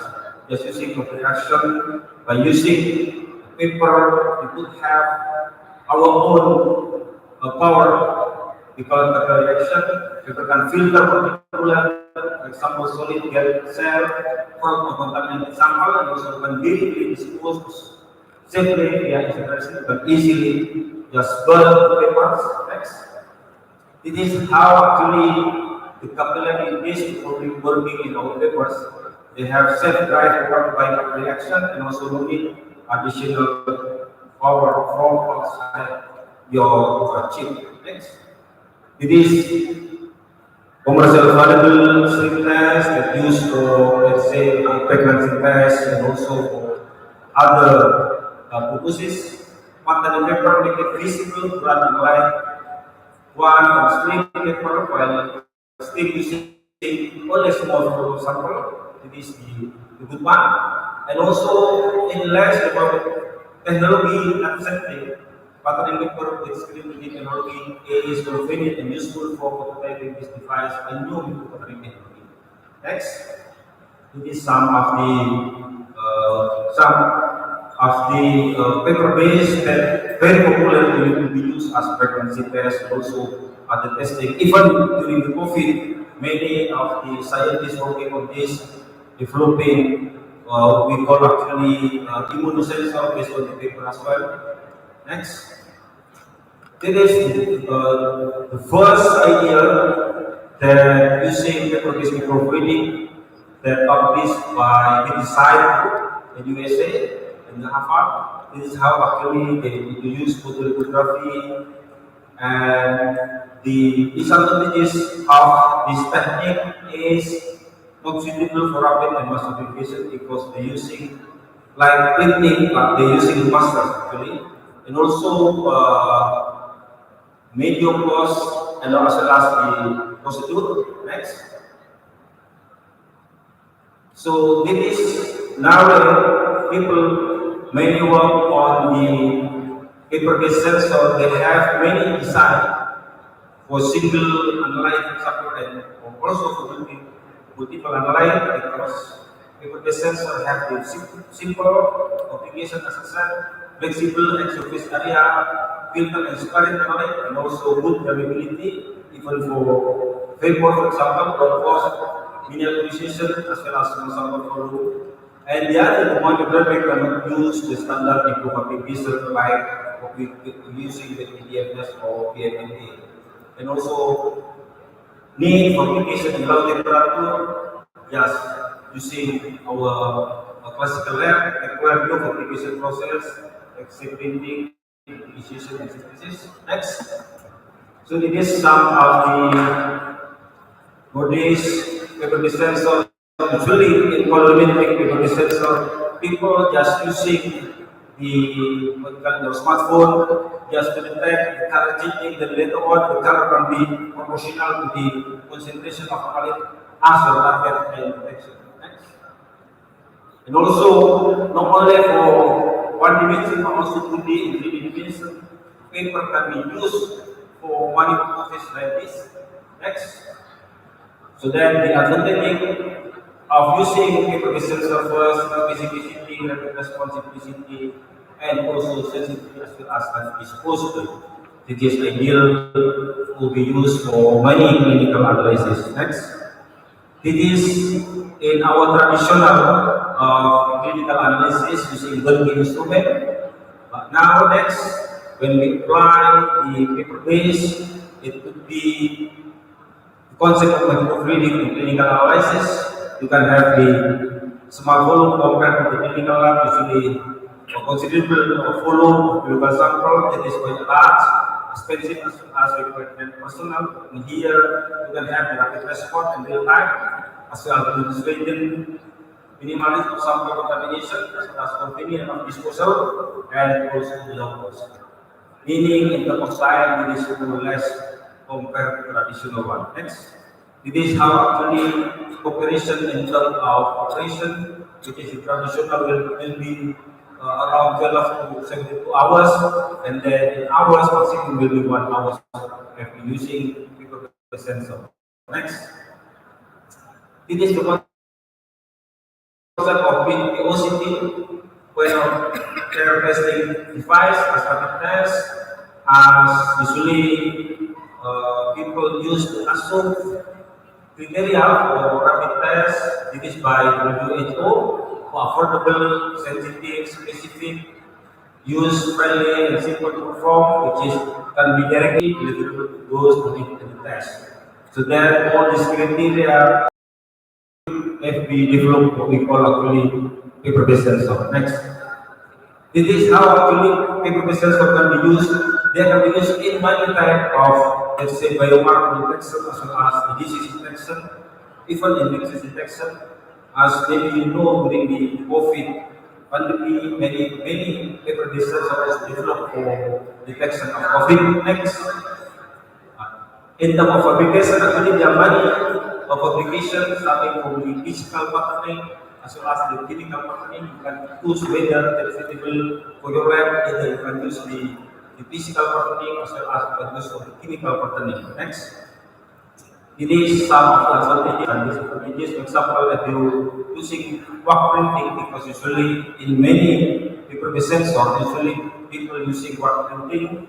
Here they have advantages, low cost, easy application, and also soft type application. But the disadvantage is low resolution as well as unable upon hitting. And the other, the last one, we can say the 3D design. In our lab, usually we just using on the here, I want to show you, we using usually screen printing technology. Next. It is type of the paper analytical device or paper-based sensor. That in here we can use all these things as using colorimetric approach or colorimetric detection. You can use type of spot test, for example, laminar flow analysis, and also dipstick or slip test, as well as the UPAC, paper analytical devices. Next. This is our design in our lab. We have simple paper-based techniques for detecting, let's say, for example, uric acid, we have protein, clinical samples, and as urine, blood, serum, or saliva, or even for sweat. You can have one design for one analyte and next. Actually, we can using this simple printing process, similar when you print something in your clothes, for example, and your pizza, similar printing done. The difference is usually we use material like we call actually rubber-based material, or we can use wax. Next. It is just simple screen printing process.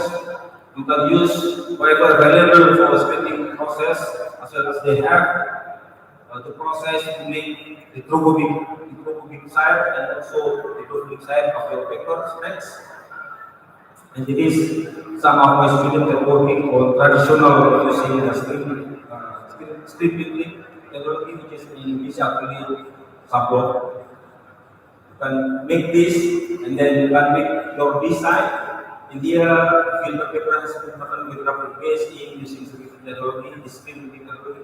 Offer rapid, simple, and low cost, and developing pattern of paper as improving. Next. It is later on just drying the pattern for printing, and then later on you can make the mobilize or the design. Next one. It is the ideal later on. We imagine in the future we have, let's say, like this printing, because in current technology, first we make the microfluidic, afterward we using manual approach to mobilize our reagent inside the microfluidic. But later on, if the idea can be realized, we could make everything for paper-based microfluidic, something for patterning and also mobilizing reagent in one shot, that later on after you finish your printing, all including patterning and your reagent will be mobilized or replaced in your microfluidic. Next. It is for single, it is some of the design, it is for single analyte, dual analyte, and also multiple analyte. Next. And later on, just by if you have this picture, and then you take using your smartphone, and then later on you can analyze with any type of color analysis. For example, image, it is quite popular, and then you can analyze using RGB. Next one. You can have this type, and then by measuring the mean rank, you can also make like calibration rate for the standard. This is we require for uric acid concentration, and then we have, let's say, for 100 ppm, the mean rank around 4, and then gradually increase your concentration, and then the intensity of your finger also increase.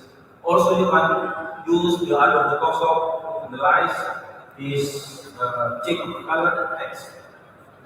And many people now working on this, combining with nanoparticle as well, because by using nanoparticle, you can also adapt with the photography sensor.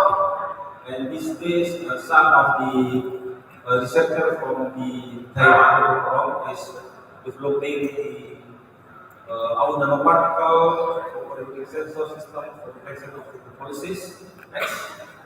And also it is for detection of carcinoma and urine. Just everything is simple because when we react with the carcinoma and urine antigen, they change the color from blue to yellow, which is easily can be take picture and analyze from.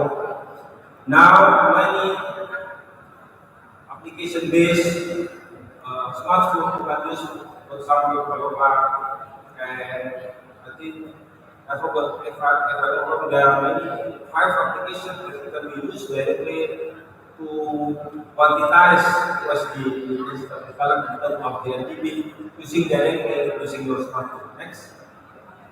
It is some of the application of protein sensor, which is using sweat, and then the reflection, and then later on by using gain intensity of the color changing, it could determine how much the, let's say for example here they detect for the glucose in the X, and then it is they try for in situ sweat glucose sensing.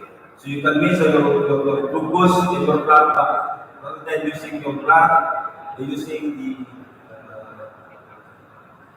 sweat and using wearable devices, because the device can be wear in your body. Next. And also it is some of our work because the code, if you don't want to use the screen printing and all, you can use the thread, right? Because the thread easily also has function similar with big group. You can see here, first you can play the video. If you put some, okay, then you can see how actually this thread can be used for microfluidic instead of using screen printing technology. Just the simple text. So our code we developed currently smart card for using your devices, which is in your practice unit. It is especially for women because every woman I think every month they have the menstruation. Through the blood menstruation, we analyze what's depend on, let's say for example for the fabric or for pH for example. Next. I published this work on the if I don't know by impact, as you can see here, simple monitoring of pH and urea, because pH is very important, and also the urea to measure how good is your metabolism. And all one using smart woman app. It is especially for women. Sorry for the man, but later on I show you for the man. Next. It is can be detected pH in urea because inside we put our base and in combination with the we also put some filter paper and also some treat to make the menstruation blood goes into the paper base. It is the response of the color changes that what is on the next one. These color changes before we measure the pH in urea before the reaction and this after the reaction. Next, and then by making the calibration proof that you can measure what's the pH of the menstruation blood and also the concentration of the urea. Next. By using this, we combine our work with the other work similar with others, but they're using blood and also saliva and urine, and similarly using the colorimetric, the other one is using fluorimetric. You can see the rate and also the regression meters comparable with others. Next. And also, it is how actually we combine our smartphone part with chemical lab using for urea and also for the pH, so that actually in terms of the result is comparable with clinical laboratory. Next, you can also usually many women suffer with anemia. If you have high menstruation, usually they suffer with anemia, and then later on you can also detect the anemia with pH using similar approach. Next, and then we combine after we got the color changing, and then we quantize in terms of FTP and then pH, and then we combine with the result of the clinical lab and also our smart pad, and then again the result is comparable. Next, besides using blood mensuration, we also using swab for we develop actually toothpaste microfluidic device integrated onto the part as wearable magnetic sensor for simultaneous swab analysis. In here we measuring 3 line. Next, our sensor we using CMD colorimetric microfluidic devices just by using batik technology. If you know in Indonesia we call batik cat or batik printing, because they using the stamp and then the batik is using wax. After the work already started, and then we got the figures and see, which is actually quite good for what we call actually here toothpaste microfluidic. And here we try for 3, you can see the different color. Next, it is how actually the stamp look like, and this is the cloth, and it is how actually the stamp after you print on the cloth, especially we using the cutter. Next, and then it is how actually we measuring the cannoli for to measure from the color changing from orange to red. We measure lactate because in our swab the lactate will be quite high if we exhausted. And then later on we also use another reagent to measure the sodium ion in our swab, as well as the last one we measure pH using the CPR. Next, it is just quickly. It is how actually this is not really clear to you, but you can see how actually the color changing. Next, then again, just easily by using UNEJ whatever or another application that can quantify the color changing. You can make the calibration proof, and then after you make calibration proof, you can measure your unknown sample by using this calibration proof. Next, it is how actually we make what we call actually semi-quantitative to measure the pH, the lactic acid. You can see how actually color has been developed from yellow into violet, and also the other one from the pink to red, and also red to yellow. And then it is how actually we calculate just using our chimney, just using little eye, and directly measure using your smartphone, and directly also measure just see visually using the human eye. Next. And then later on we combine with clinical lab again. You can see how actually the result is quite different with the clinical lab. Next. This similar code we use to measure when the other one is using instead of sodium, we try to measure chloride. Again, similar code, and then there is the reference that directly we can see using visually to measure what was actually the pH, the lactic acid concentration, or also chloride concentration. Next. And easily, but the part is functionally as to release, let's say, for example, if you take oxygen, and then it can be put as long as your body is focused to sweat to measure the analyte in your sweat. Next. And we do hope that this technology can be integrated with what we particularly have, like using the telemedicine or telemedicine system, which is as well as because now we facing big data, and also we can play around with this by using the PPB sensor or wearable devices. Next. To do work, we need the integration of multiple analyte, as I said earlier, and also enhance sensitivity and specificity, and improve sample preparation. And again, if we put integrated with various approach, it will be easier to measure.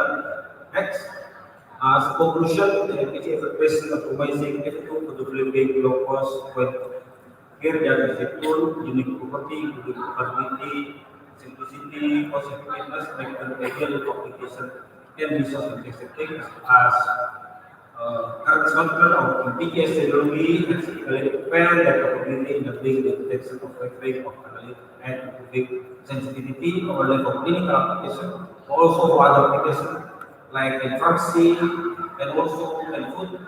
But overcoming the hurdle is to recognize and care by providing accessibility and affordable diagnostic tool for people in need. Next.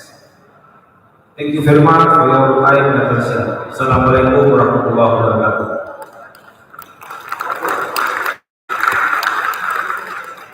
Thank you very much, Professor Palmer. For question and answer, I know that Professor Palmer is already more than 20 years doing about sensor. As far as I know, that really interesting topic today, broad topic, and more application in terms of health, including so please, if any question,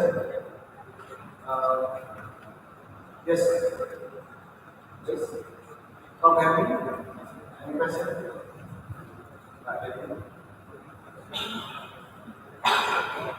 Okay. Again, any participants? Any question? Yes, please. Mention name and identity. Thank you for the question. My name is Lulu from UNEJ. I am curious about any specific parameter for the body fluid that can be measured by the sensor that Professor Link. Thank you. Thank you for the question. Actually, any body fluid can be measured with PPB sensor, right?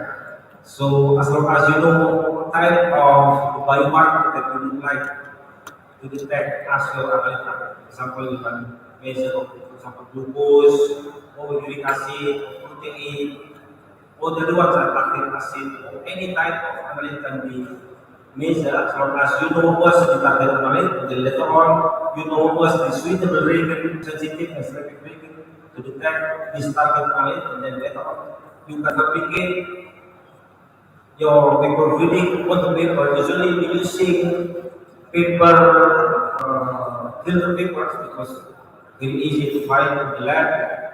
And also they have good opacity so that the capillary actions can be quite good compared to other. And also if you would like make paper reading, you can use by using the, as I said, treat NAR, and then you put the treat on plastic as your platform so that it can be easy as I can show you to you that even the treat can be used for simple devices for detection of our body fluid, especially the biomarker as well. Thank you. The next question, please. In Gaza. Yes.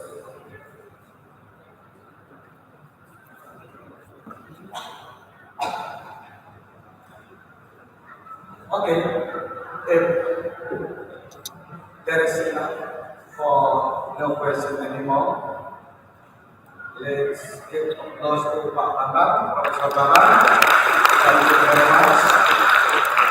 Thank you very much indeed for nice presentation and good application for this subject. Thank you.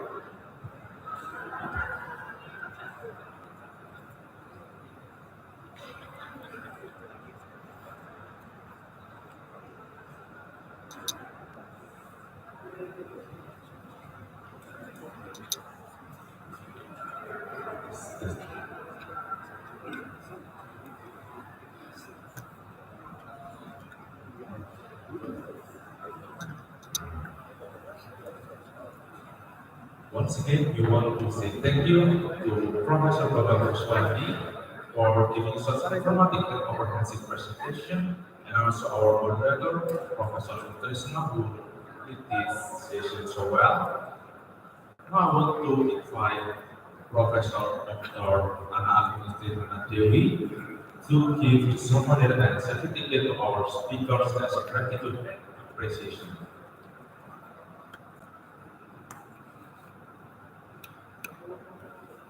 We are so grateful to invite our respected speaker, Professor Bambang Kuswandi, with certificate and certificate.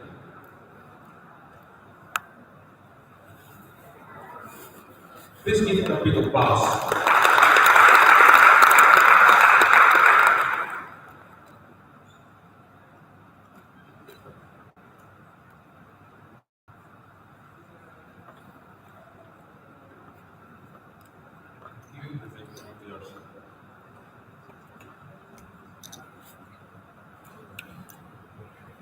Now, as we wrap up this conversation, it's time for a well-deserved lunch break. Our lunch break will be served on the second floor. The carpet will be like to the playlist.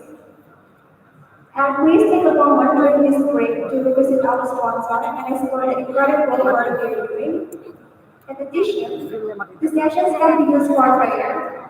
We may gather in this place for prayer. Welcome to pray out in God's gospel. Please accommodate for help and guide the class to the prayer room. We kindly ask you to return to the conference hall by 12:45. We encourage our participants to enter their respective sessions rooms as soon as possible goods, so we will promptly begin our parallel session. As MC today, we would like to say goodbye. Thank you, and please enjoy your lunch. See you tomorrow.